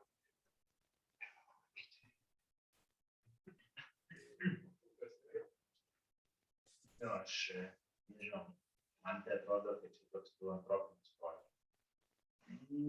Ta prasme, nelabai ir supratau, jeigu taip, tiesiog grįžtamasis ryšys, nesupratau, kaip tą rozetę paspirtuko siejasi su tą krovimo stotelė. Ką man dabar savo paspirtuką reikia keisti su rozetę, ar man reikia prisūt laidą. Ta prasme, man jinai nesisieja su arba darot stoteles, arba darot kažkokį upgrade'ą paspirtukų. Arba tiesiog tų paspirtukų nėra tiek daug, galbūt galima kažkokius universalius. Čia būtų susiję tarpusai, tai būtų stotelės paspirtukai apie. Bet čia jau tada 10 metų projektas. Pirmą stotelę pagaminti reikėtų, o paskui jau tada... Gal aš gyvenį papildyčiau, o kokią problemą sprendžiu? Ar tai, kad nėra nesaugu palikti, ar nėra kur pakrauti, ar išvažiuoti iš periferijos. Nes jau čia biški kaip tokio jovalų atsirado. Viena vertus sakom, išvažiavau iš periferijos, bet paskui jungiau su laidu į rozetę, tai viskas gerai. Maždaug sakinys taip yra. Tai bus paruoštas. Aš supratau. Kažkuria iš tų problemų pasirinkus galbūt paaiškiau. Ir aš nemanau, kad periferija Bolte yra dėl to, kad jie išsikrauna. Ten yra daugiau su saugumu. Su surinkimo turbūt vienas problemas. Ir su saugumu. Nes, pavyzdžiui, Markučiai iki šiol yra raudona zona. Nieko neįleidžia. Viena gatvė Markučiuose, bet viena gatvė. Bet kur nors arčiau, kur ten yra tie nameliai, ne. Gal paskiau pagrindinis idėjas, kad leisti tiems, kas pasima tą paspirtukai, kad vežiai. Kad jis galėtų namus pasikrauti, prasme, leisti tada diskauntą jam, kad kad žmogus pasinešti namo paspirtuką, o pasikrauna ir toj atvažiuoti gal į palikti toje kitoj stotelės. Leisti tam klientui, useriui pasinaudoti. Mariau, tu eini į Bolto veiklos modelį, prieš kuriant net tą stotelę, aš tiesiog neįčiau pasiklausčiau jų, kodėl jie to dabar nedaro. Jie daro šiaip jau ir testuojas, esti viršus. Tai nes labai. Bet jie yra brangios tos stotelės. Gerai, mūsų laikas baigėsi, Monika, sorry. Mariau, ačiū už pastangas ir už bandymą. Oh, good. Could you fix the sound, please? I couldn't hear properly. Okay, let's. And I'm assuming the rest of us online.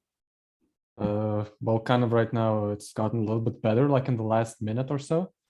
And before it was like it sounded to me like some kind of echo cancellation or noise cancellation or something, because if there were some kind of more sharp sounds, it would immediately cut the volume. And it was very wavy, so to speak. Can I hear you?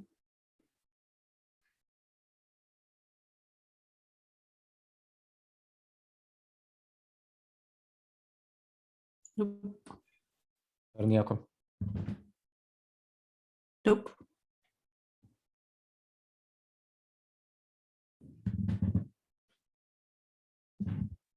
Dar ne, nieko.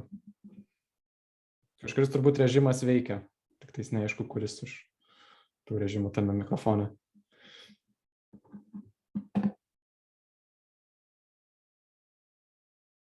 1, 2, 3, 4. Kaip dabar? Jau kažkas geriau. Jau kažkas geriau. Dabar trūkčia. Praeitas režimas buvo biški geriau. Nieko nepakeičiau dabar. 1, 2, 3. Šitas? Veikia ir neveikia? Veikia. Kuris pas? Mikrofonas neveikia. Taip. Kuri? Matyt. 3. Awesome. Hi everyone, my name is Agla and I'm a founder and CEO of Flatry. My background comes from media and communication. I have been working as a journalist for 7 years. Later on, I helped a company called TopTal to edit product and project management blogs. And most recently, I worked on building online communities. The most successful online community is Local Kiddo. It's a platform for local families to buy, sell, and give away secondhand kids items with designated drop-off and pick-up locations in villages. Local Kiddo is actually the reason why I'm here, because I joined this pre-accelerator with this idea. However, the proof of concept didn't work out, and I discontinued working on it. I have been living in the United States for 3 years, and I was an active member of community daycare. That's where I got a lot of knowledge about family life and kids' problems that Americans are experiencing.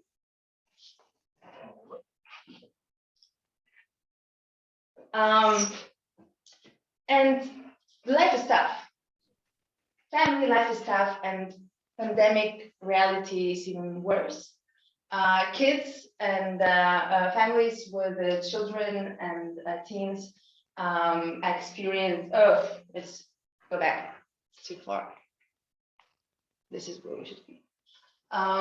Kids and teens are experiencing social distancing and social isolation.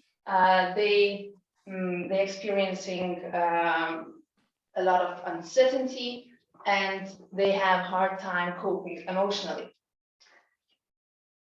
If not addressed in time, minor psychological issues can become major mental problems. Parents, schools, and pediatricians are kind of helping kids only when the problem is serious enough and it needs significant intervention. I believe a lot of these problems can be solved in the early stage, and I can do this. I can help. I can help families and parents and kids to be smart about emotional intelligence. This means to know the emotions and recognize them, monitor them, and finally know how to regulate them and help yourself. So my first solution and idea is to write letters for kids with creative content to help them discuss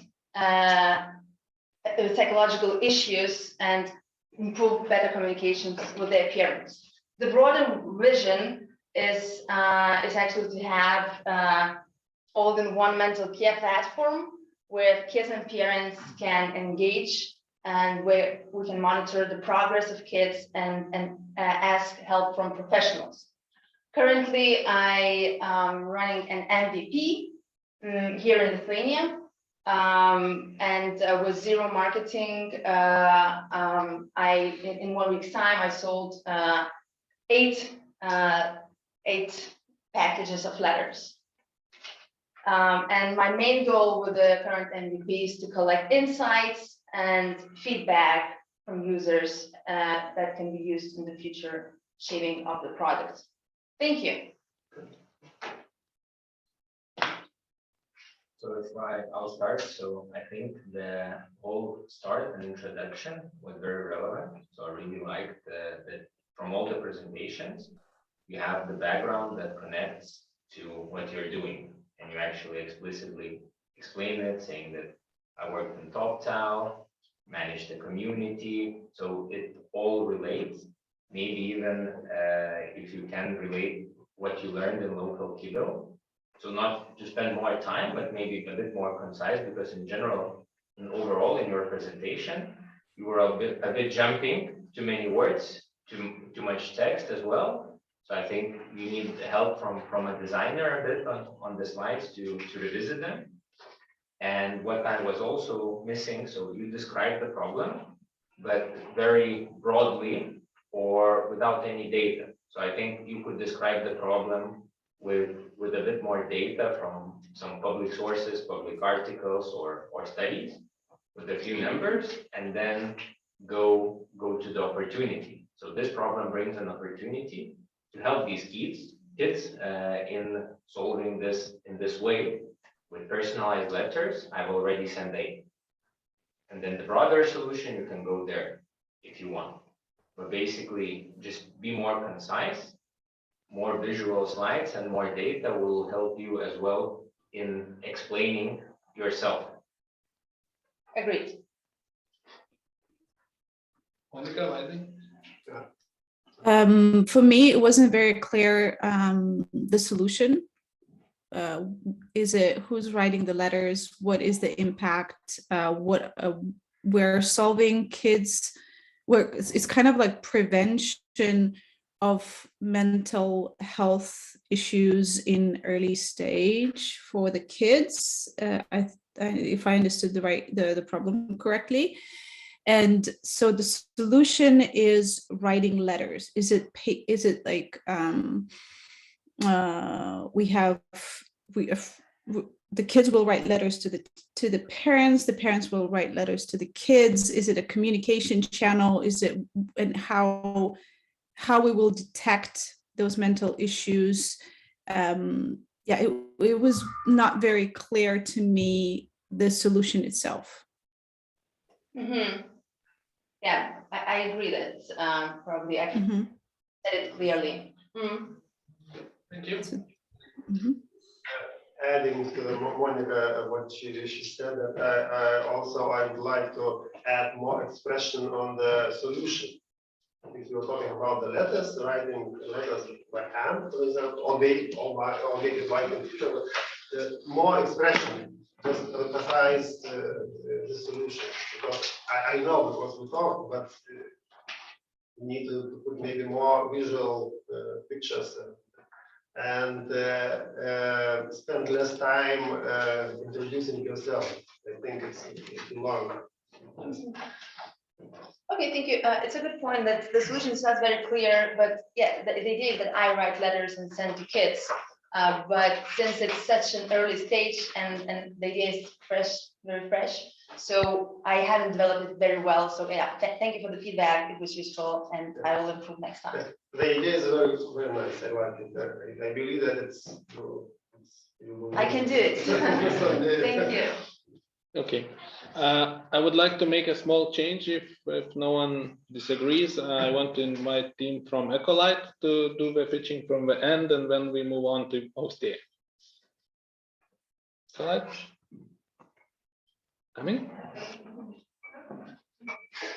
Eco Digital. I'm sorry, Eco Digital.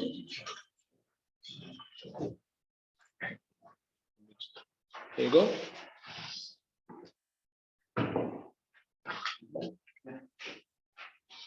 All right, hello everyone, and I'm Ernesto, and today I'm here on behalf of Eco Digital team, representing their idea of pollution recognition and management solution.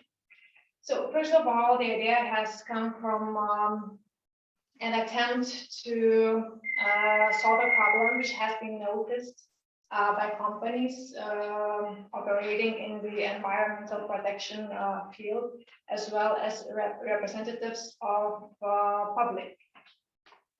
So we would like to highlight four main points of the problem. Of course, the first one is the most important. Environment is being polluted with various types of waste. And well, we do miss the information of its exact location. We do also see a lack of motivation to tackle pollution. And furthermore, the problem is not being solved in a complex way. In this case, we do offer a solution to solve the problem, and the solution would be a detection system based on artificial intelligence. The algorithm in technical devices will recognize the type of waste and will help to sort them in waste management companies. And currently, this work is being done by manually, unfortunately. A very unique pollution map will help us on striving the problem, and the map will be formed by using our mobile app, which is being developed by us. And of course, you do have a question, how does it even work? So let me explain this. By the help of video surveillance, any public member will be able to capture the exact location of any specific pollution waste by using our mobile app. And the app is really nice, let's say, because it has a reward system, which is, let's say, which encourages public members to participate in capturing all those locations by collecting points. So later on, they will be able to exchange those points to any goods, services, etc. And from the obtained data, according to the waste categories, GPS coordinates, size and quantity parameters, our pollution map will be automatically generated with the help of artificial intelligence. The waste management process will be automated in waste management companies according to customers' needs with the help of artificial intelligence. So from the very beginning, we have also thought of potential customers. So those would be state institutions and commercial subjects. And we would specify those as Ministry of Environment, Department of Environmental Protection, municipalities, environmental management centers, waste management companies, and environmental projects. Of course, B2B business model will be applied here. 10 seconds. And during the first year of operating, we do expect to enter Lithuanian market by generating income, mainly from waste management companies, municipalities, and utilities operating in Lithuania. During the third year, we do plan to generate income from similar Polish entities, as well as trying to enter other European countries. And this is it. It was quick. Well, I just want to take a quick look to our team, to EcoDigital team. So here is the CDO, Aurimas, who is most probably online for the moment. He's a data science developer at the team. To CEO Danguolė, who is sitting right here. She's a project manager, leadership. And last but not least, Eimantas, the CIO, chemical analysis specialist. Thank you for your time and attention. And I'm leaving all the Q&A part to most probably Eimantas, right? Thank you. Thank you. So my first question may be misunderstanding. You described the problem is very generic. So waste is bad. At least that's how I understood. But then I don't get, you describe a customer, but is it your customer's problem or is it the generic problem? Because to get money from a customer, you need to solve customer's problem, not the generic problem. Yes, so we already have had a meeting with Waste Management Center, and they have told us that at the moment they are using manual work to sort the trash, and the algorithm that would sort the trash automatically would help them. How is that sorting? So at what stage they're sorting? Because as I understood, this is a map. Yes, so this so we are planning to solve this problem not at one stage, but at multiple ones. Like for example, the map is to make trash collection more efficient, and the waste sorting in waste management companies is the waste management in the final stage. Okay. Because it's my children, it's it's harder for me to evaluate. Of course, the presentation, we need to work harder. I mean, it's absolutely true, and maybe more clear is how it works. Of course, I'm not. I think we need more work to present it, and that's it. I don't. Maybe Monica. To me, it was very unclear who is the customer. So the customer seems at the end of the presentation that it's municipalities, it's the governmental institutions who care about sorting out the waste issue. At the beginning, there was a B2C segment where the data is available for all citizens to locate the trash and get points. Couldn't quite, it was a little bit confusing who the customer is, who is willing to pay for this. And it sounds like an expensive solution to an expensive problem or to a big problem. So the business model, I think needs some work to be more clear who's going to pay for it, how much are they willing to pay for it, and is it really necessary to have your solution to actually solve this problem?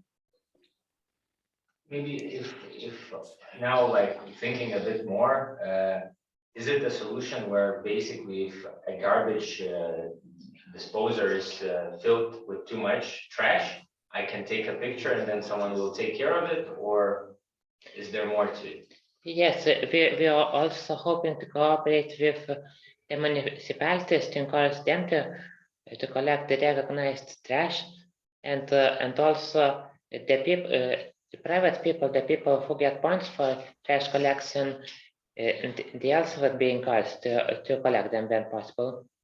My suggestion: try to not use also and also or and or any of that. Choose one. Choose one. Start with one. So if it's a simple solution without AI, just tag a trash can that is overfilled and someone will take care of it. Maybe that's the simple go-to-market strategy. You know, you are tagging the bin that was with too much trash, and then the municipality pays for it because it's bad reputation for the municipality to have them in the streets, and they redirect to eco service or whatever. And then you have the market access.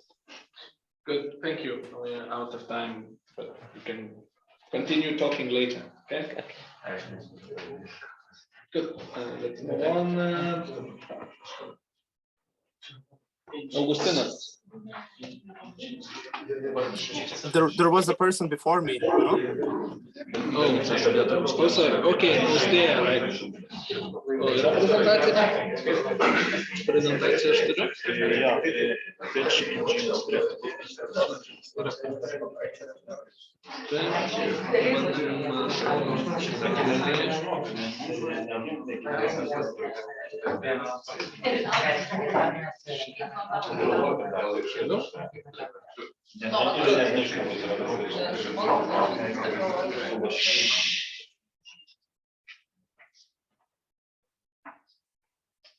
So hi, my name is Lucas. I'm from InGene's team, and I would like to thank everyone for coming up here and making this happen. So the problem is, do you know that each of us has over a dozen genetic mutations? Do you know what effect it has on your lives? It can have positive or negative effect on your lives.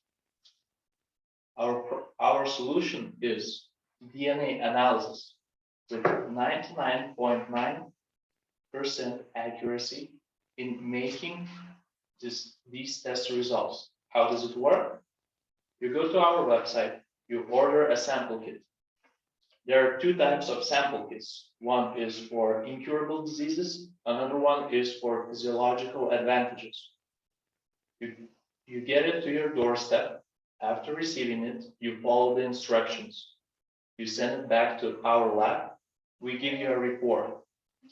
When you receive a report, you have a list of contacts of our partners to whom you can reach out and discuss what you need to do later on to slower the later stages, for example, of incurable diseases.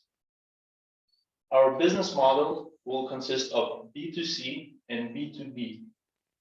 When we approach the B2B business, our main mission would be that they keep the same price as we. It would be 800 euros, including VAT per one test. Our current competition, our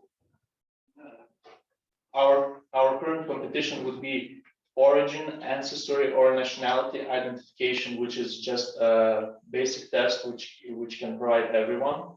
Everyone can have this kind of lab. Doctor genetics in public hospitals. And our direct competition analog is 24 genetics.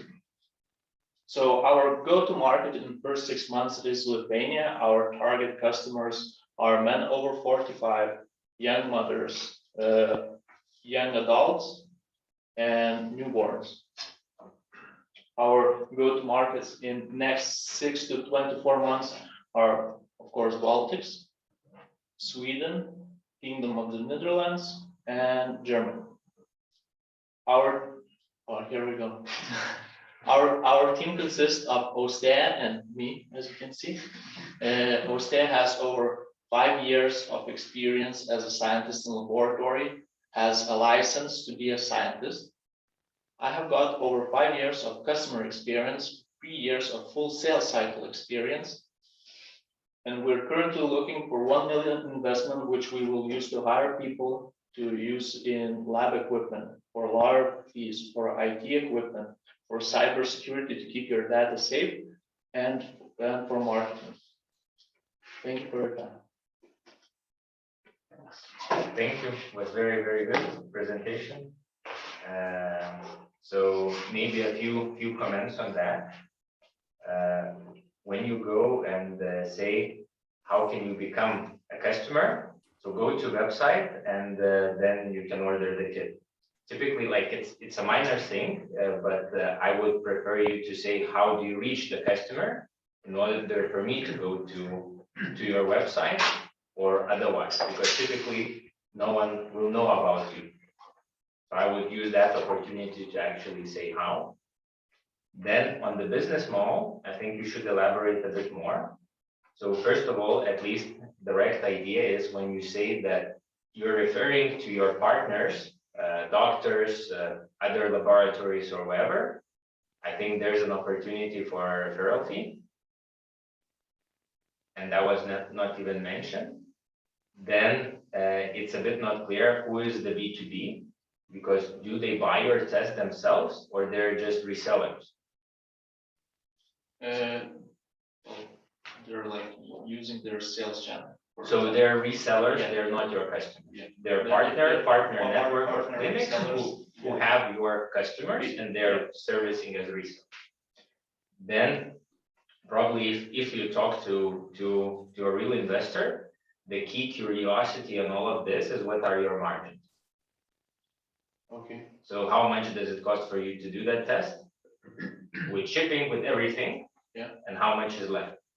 Okay, so I provided the percentage margin in maybe then I missed. Yeah.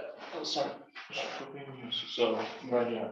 So okay. For B2C is 47%. 47. Yeah. And for B2B we give a partner discount, which will decrease 15%.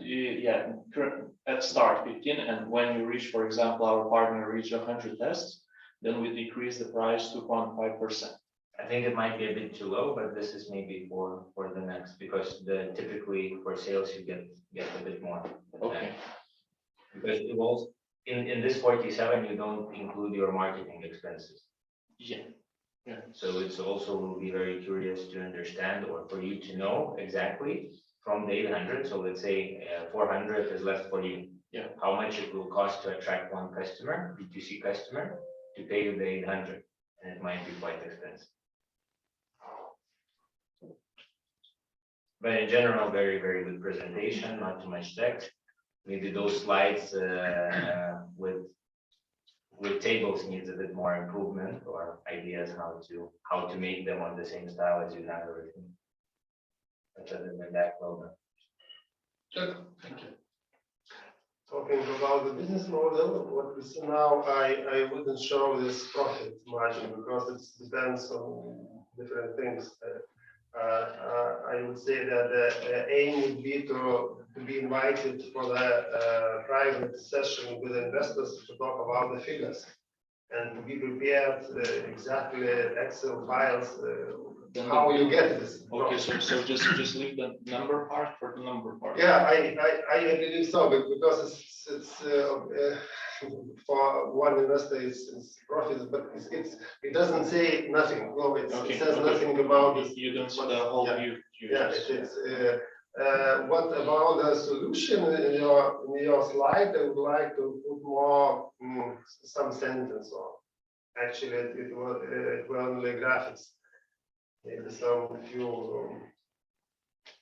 Come back to the solution. Yeah, it's just in analysis. Well, we tried to be as basic and as catchy as we can to explain it. Okay, but for those who are visualize what you are not listening but visualizing. Yeah, yes, but the analysis is very wide.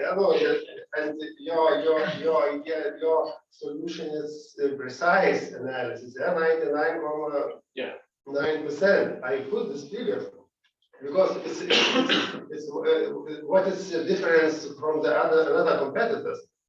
It's precise, and I would put in the solution for this. I understand, and we tried to put these numbers, but then we get too much clutter in presentation, and we wanted to leave it for a discussion or for a question. Thank you, Monica. Any short comments? I agree with Vaidas on the last comment. Perhaps the impact. So what am I getting? What's the difference? Because there are other solutions out there. So how do we differ from other solutions? But overall, really great presentation. Knowing, because from the discussions that we had one-on-one, knowing where you started, this is great progress. You have actually gone through quite a lot of stuff, so quite a good journey so far. Just keep it up. Really good. Thank you. Good, thanks. Thank you, everyone. Augustine.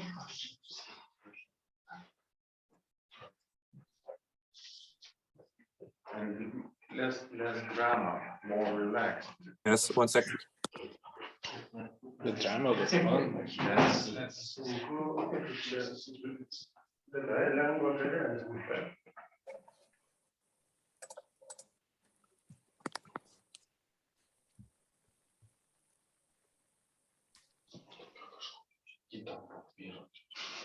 Karina, you are next. After Augustine. Okay. Hi, everyone. I'm Augustinas. My company is called Business Process Improvement, and its long-term goal is to make accountants' work more enjoyable. Oh, sorry about that.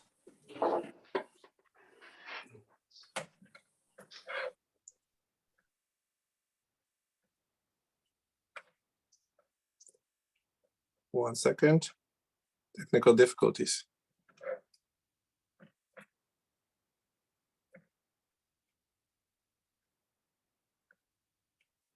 Okay. Yeah, so sorry, again, my name is Augustinas. The company I'm pitching to you is called Business Process Improvement, and our long-term goal is to make accountants' work more enjoyable. What allows me to talk about the subject, you may ask? And the answer is simple. I have spent half of my professional career working as an accountant, and a second part working as a software developer. So that gives me a good insight into the problems, but also knowledge of the tools. We all know what financial accountants do. However, what we possibly don't know is that last year it was second most in demand profession in Lithuania. So the market potential of solving accountants' issues is big. And talking about those issues, accountants will name you a few. According to them, process of data entry is boring due to repetitiveness. It's unpleasant due to poor user interface. It's dull. You do not learn a lot working this type of tasks. It's also prone to human error.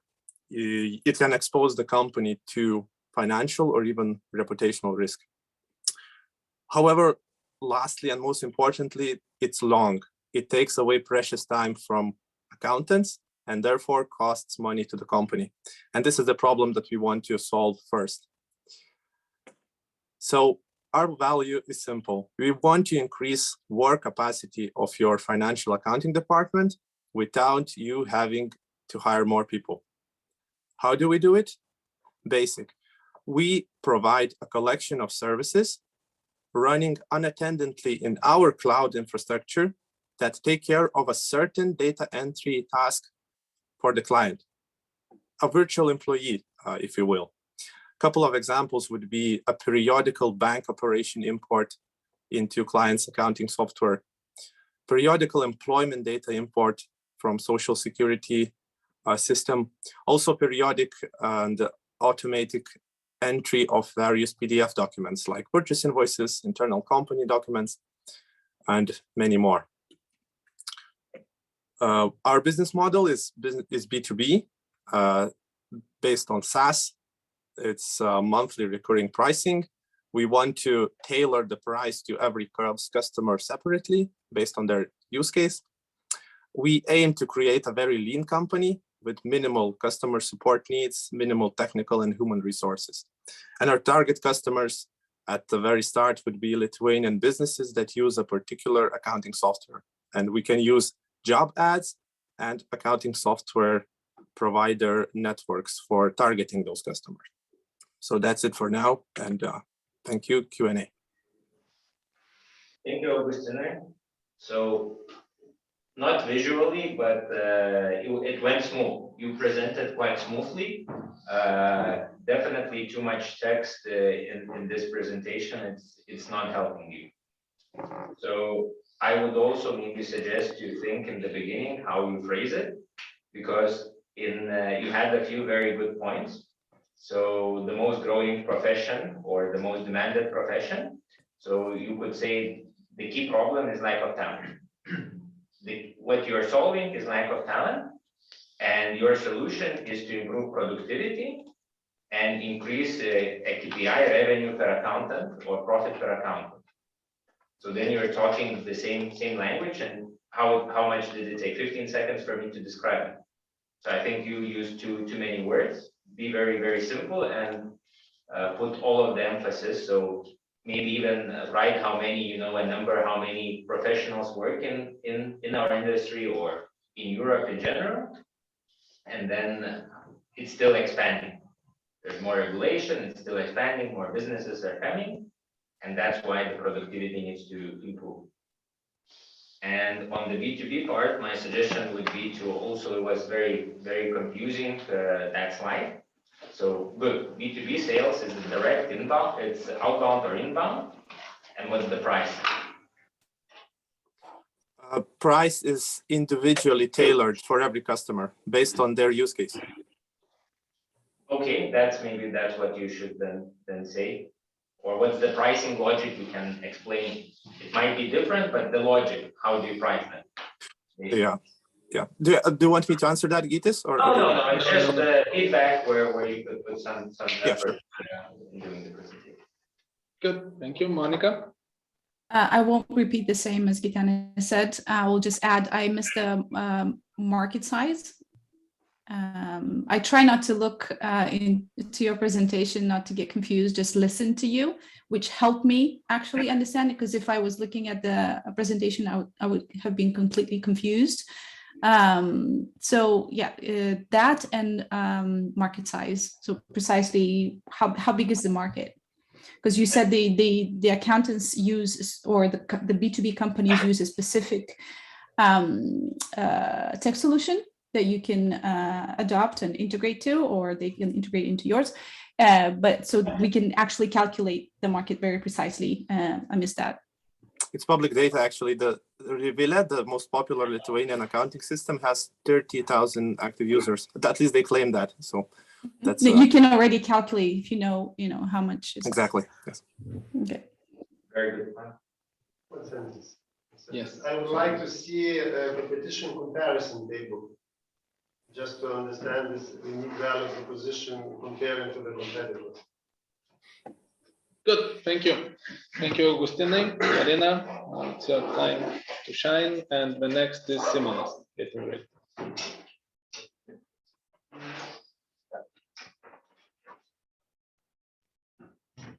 Okay, can everyone see the presentation? Yes. Okay. All right. Hello, everyone. My name is Karina, and I'm one of the co-founders of Rückmal. The problem we're dealing with at Rückmal is sitting. People are sitting all day long. This leads to back pain, unproductivity, and therefore absent days and sick leave. 8 out of 10 people experience back pain in Europe. This costs 441 billion euros and is the #1 reason for sick leave. So we have a solution for it. The innovative Rückmal product is a kind of shoe you can put on the bottom of your table, and it makes your existing table electronically height adjustable. And because of the changing sitting and standing positions, Rückmal eliminates back pain and increases productivity. In the future, there will also be a software that tracks the usage and motivates the user via gamification. So what is our unique value proposition? We eliminate back pain and enhance productivity by offering a unique product that makes existing tables height adjustable as a whole. Our product is, compared to our competitors on the market, easier, more sustainable, and also more cost efficient. So how do we make money? What is our business model? We are selling our product B2B. Our selling price is 350 euro. The total available market is 10.78 billion. We sell our product via online shops, fairs, and also retailers. Our product will also get recommended by pension insurances and health insurances. The 2 major risks of our business model are getting copied by competitors. That's why we're currently securing the rights, a design, and also a patent. And also shortage supplies. That's why we want to produce our product in Europe. And who's behind this idea? So we have Christina, our design genius, Lars, the technical hero, and me, Karina, the business expert. Our vision is a world free of back pain. So if you want to follow our journey, feel free to follow us on social media. Excellent. 5 seconds left. Good. Just yesterday I visited Samukai in Lithuania. Is the biggest.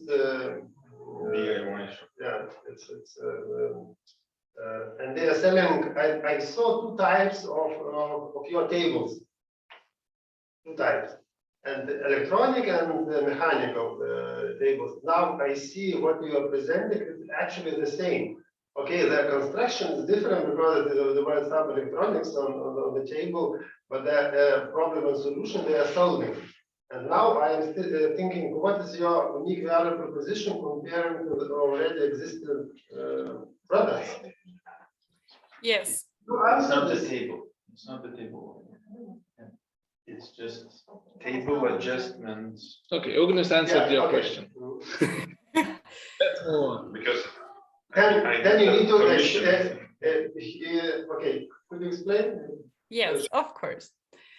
Yes, so the main difference there is that you need to take your table, throw it out, which costs a lot of money for you, especially if you're a B2B company, and then buy a new table, which also costs a lot of money. And is, by the way more expensive than our product. So with our product, you can just take the table you already have at home, just put on the legs at the bottom, and you have an electronically height adjustable table. Okay, Karina, if I buy, I see 200 and 350, the price of the new table, which all the table, not, and your price is 350, yeah? Yes. now I am choosing, of course, I will buy a new one for 2 or 300. Okay, it's just to think how also I need to see maybe more explanation about the competitors, what's in the market, just to understand more to understand clearly what's the difference from the other stuff what's offering in the market. So if I could add, I first think that I'm not really resonating when you say that back pain is the #1 problem when it comes to job absence. I think you're a bit should provide some statistics on that, because intuitively, if I ask anyone who has not come to the job because you had the back pain, not in this room, and Yes. I assume it's mostly blue-collar workers who work in factories that actually lift things, and that's why they don't come to work, because of back pain. So it's not because of the tape. But there is a different, way better angle, that sustainability. So there's a trend of healthy lifestyle, tables that can lift up and lift down. But then there's, throwing out, it's not sustainable, you still have good tables. And maybe your angle is actually on the sustainability. So be sustainable. Don't throw out your well-functioning table, just upgrade. That's a few ideas for you. Okay, thank you. It's a good point, Gitanes, the sustainability. We can definitely add that. There's another angle that we didn't mention as well, Karina, is I'm on Karina's team, that's why I'm speaking as we. So there's another angle that we haven't actually put into the presentation, is that compliancy, right? With the flexible working environments now, especially when we talk about the German market, that there's a compliance issue that companies need to, by law, ensure people to work from home. That is where the sustainability and also the compliance comes into place as well. To have flexible working environment that is in line with health regulations. Yes, I didn't mention that in the presentation because we're in Lithuania at the moment, but in Germany and also Denmark, it is enshrined in law that you have to have a height adjustable table. Okay. Just one thing also, maybe it would be good for you to connect to. We had a startup in Lithuania called Table Air. The founder is Lucas. I think you should connect with him because they did those height adjustable mechanisms with smart kind of devices that you could control, book the tables and so on. They had an exit, but they also had a lot of problems throughout the road that he could coach you like really hands-on, how it's to produce, where to produce, how to ship, what kind of things, like hands-on. They even had the production here in Lithuania on small batches, and what happens when you ship to Tokyo and it doesn't work. Yes, that would be super helpful if you could get the contact. Yeah, thank you very much. Write me over LinkedIn or email, I'll try to do that. Yes, and I think it's definitely worth mentioning Karina's excitement about her business. That we need to notice that. Even through internet. Well done. Thank you, Karina. Now is your time. Thank you. And next is Armina. You're getting ready, right? I am, and until the next person comes, I just want to congratulate Karina for her presentation, because she is right. Ironically, lower back pain is the #1 reason for disability in most countries. So I totally support startups that reduce lower back pain.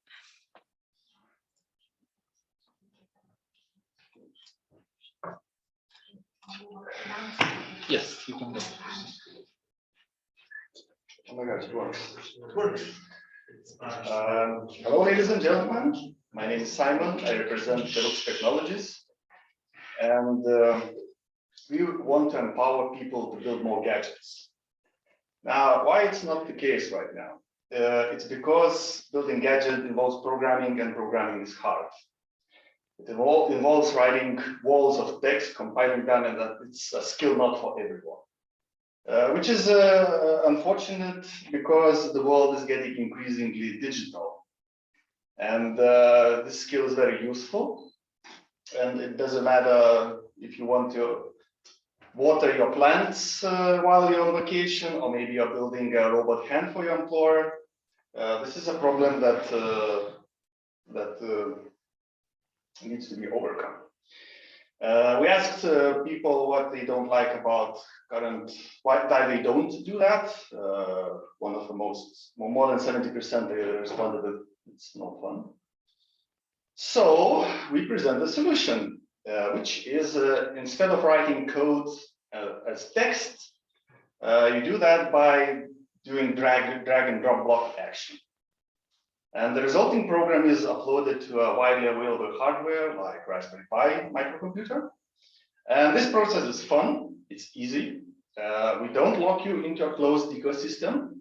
And for businesses, this opens opportunities to hire lower level developers and save a lot of money just because of that. So every year around 7 million Raspberry Pis are manufactured. Of those, I predict at least 15% go into the commercial sector. So that's our target market. We'll go for business to business first by selling software licenses. And there will be a free trial for hobbyists and enthusiasts because that's what we are internally. And currently we're a team of 3. I'm the CEO. I have 10 years of experience of managing software engineers and just engineers. We have Matas, he's the software master, and we have Dominikas, who is the hardware guy. And that's it. Thank you for your attention. Questions, please. Very nice presentation. Thank you very much. I have a question. What is the difference between the boxes which you're planning to move used in Arduino, for example? There are Arduino kits, like you can build up to 10 projects with this kind of boxes. Have you saw this competition? Have you seen it? Do you have the example? Yeah, just. Because there are some solutions, none of them are really finished. Oh, okay. So I will come to you. Okay, okay, fine. Mine may be just one suggestion is on the B2B side, I'm a bit confused who exactly in that organization will be the buying persona, and how will you sell them this subscription? So that's the main confusion. I think you should work then a bit more on the persona. That's exactly what we are working on right now. We're still searching for this best path and how and what to sell. Other than that, I think it's very visual, very well structured. It's like a very good example for others how to show visual. It's really you're seeing and understanding everything. Don't be afraid to use videos or some programming ninjas. We believe your UX will be definitely good. Okay, let's stop this very nice comments. Monica, tell us the truth. Not mine. Everyone is wowed by the presentation and there are no flaws that can be seen, right? Yeah, business model. Are you sure, and how you will assure that you have a solid business model and how you will make money? That's all. I know you're still working on it. Working on that, yes. You don't have to respond. Good. So thank you. That's good.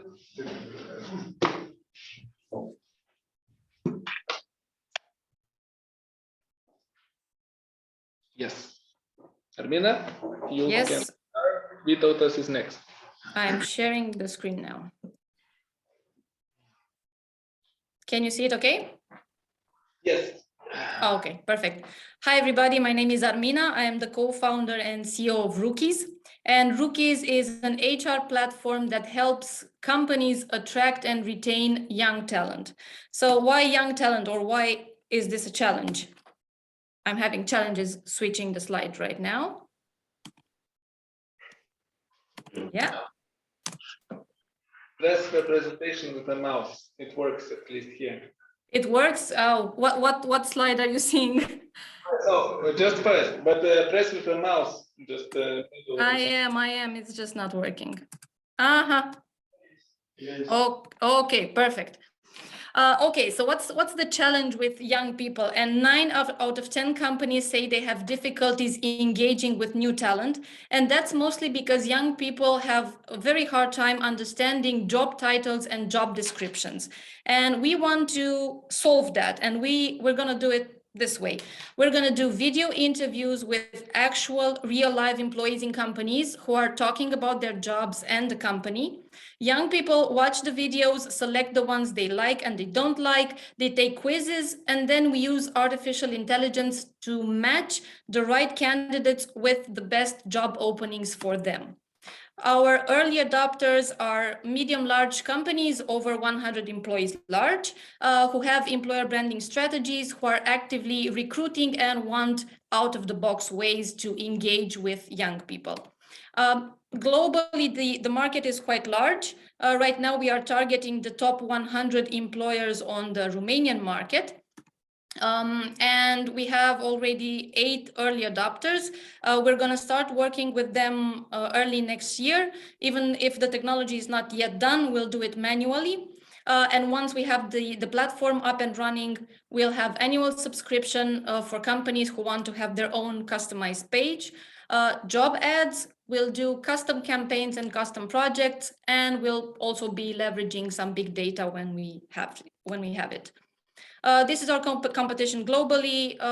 What we want to do differently is make it more fun and more friendly for young people to engage with companies.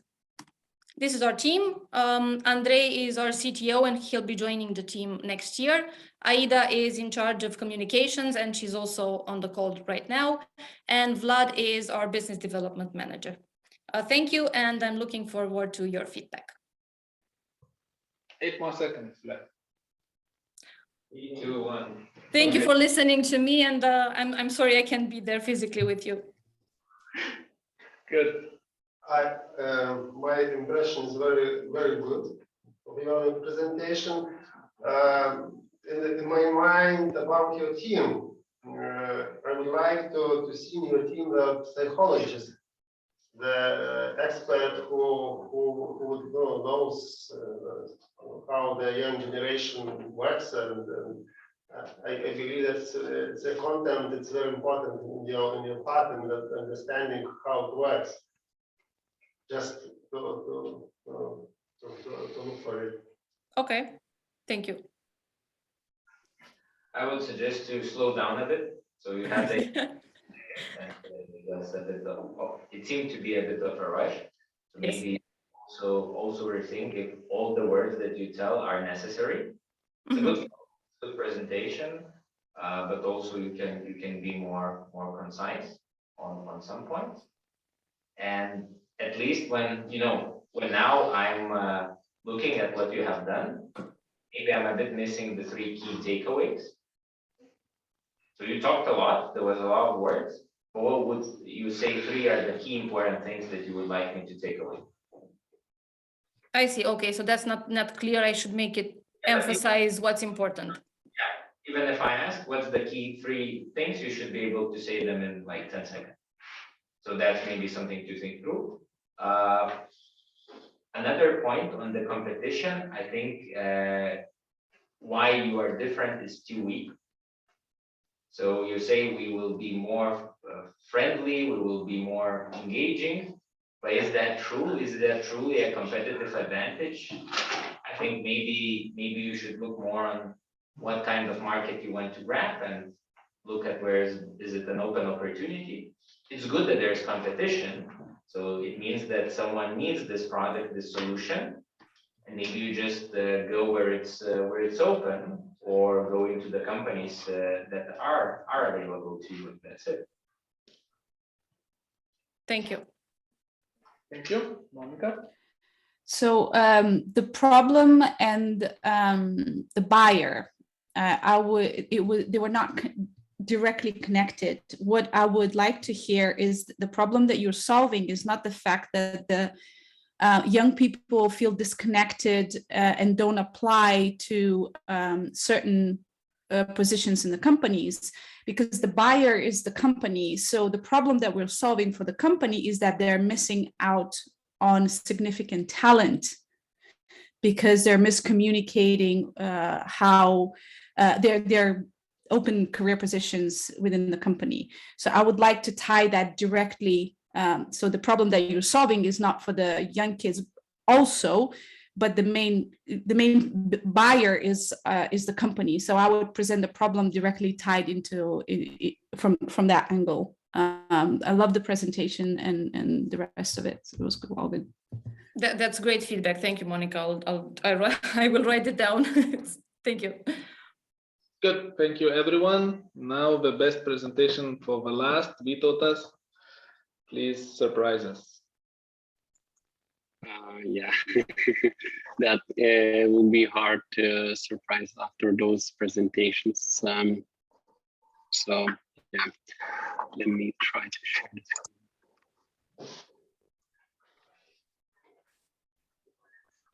You see my screen? Yes, we can see your screen, and now we can see presentation. You can start. Great. I'm Vytautas, and today I'm presenting Find Your Workspace. So the problem came during the pandemic, when many people returned to work from home. Returned to work from home, and as a result, most of had to rethink how to work from home, why they need office space, and most of the people had to set up workrooms at home to work comfortable and productively. That the main cause is that people who living in small apartments, but also for those who are not afford to set a workspace, or they have noisy apartments and other environments that let them not work efficiently. So there is we came up with a solution that called Find Your Workspace, and with that you can rent a workspace in the office or other workspace, or any other providing areas in a similar principle as Airbnb, and earn extra income by simply letting their neighbors or other trusted and reliable persons to use them available workplace.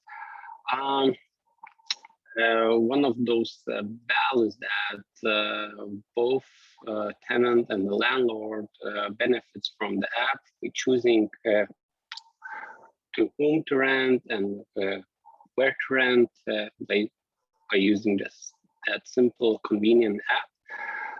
Also, one of those values are for people where it now is very popular for digital nomads traveling, like changing places, and they like to have that place to work. 20 seconds to finish presentation. Yeah, and for people who, like for workations. So the product is web app and mobile responsive app with those app search and personalized features. Market size currently is 150K in Lithuania, and other target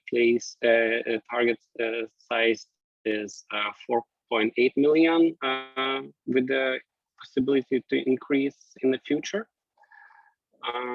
So I'm talking about those travelers. Major risk is that people will return to office. There was research that 80% Lithuanians willing to return to office.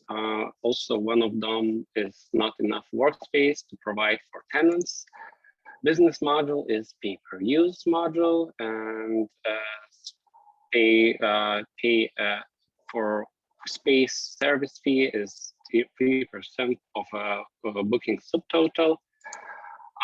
Competitors is one of the Lithuanians known co-worker, just office, workspaces, and everything in one place. Team, there's no my picture. I don't know what happened. I'm alone currently and looking for other developers and for marketing and salespeople. I think you had seen the other presentations, and you can conclude from that where you can improve. So we marked a few good ones, but in general, my feedback was that I didn't understand anything and I lost. I lost you from the second slide also. So a lot of thinking to do. There's not much to comment because it was wrong. And you should just redo it and then come back again. And you saw examples how it should be done, or closer to that. You can watch more examples on YouTube of good presentations, and then base it on that. But there's nothing to add today. Yeah, Monica. I have one comment. Vytautai, you're alive. We've never actually met. I'm supposed to be on your team.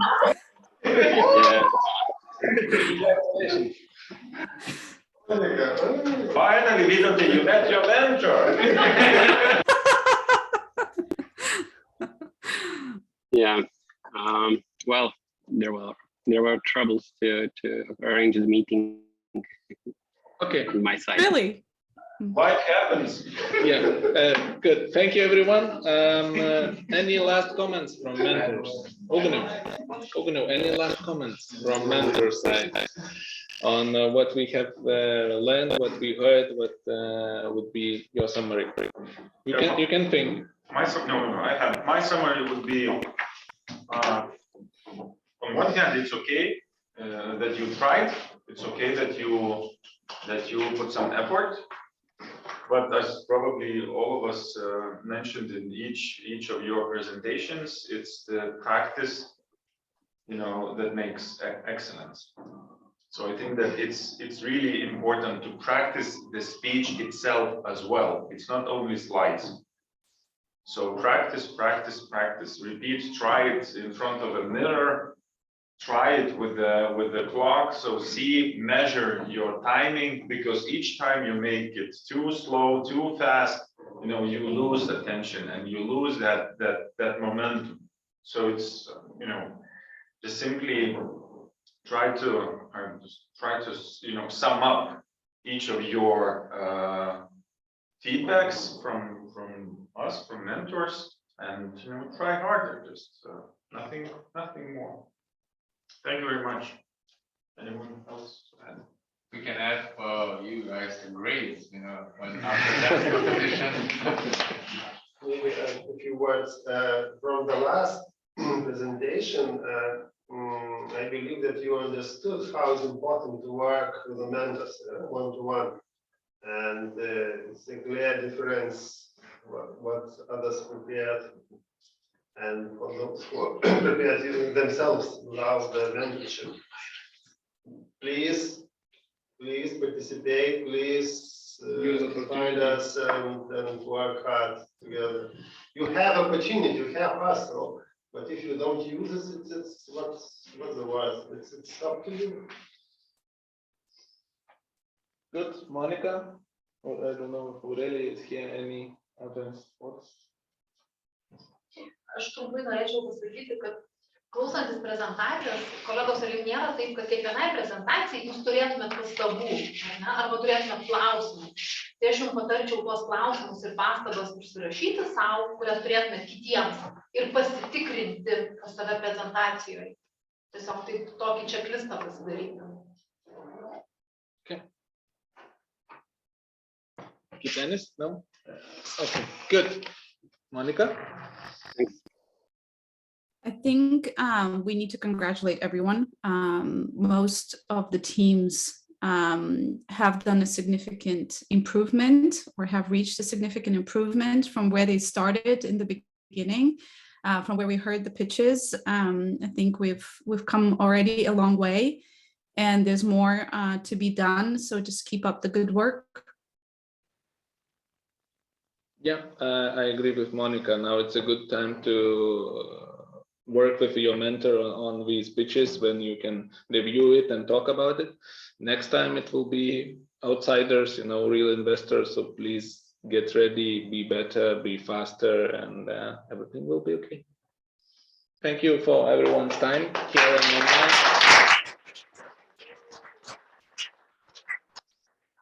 Have a good evening.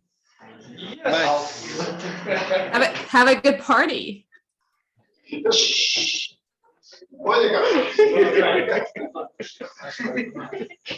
Bye.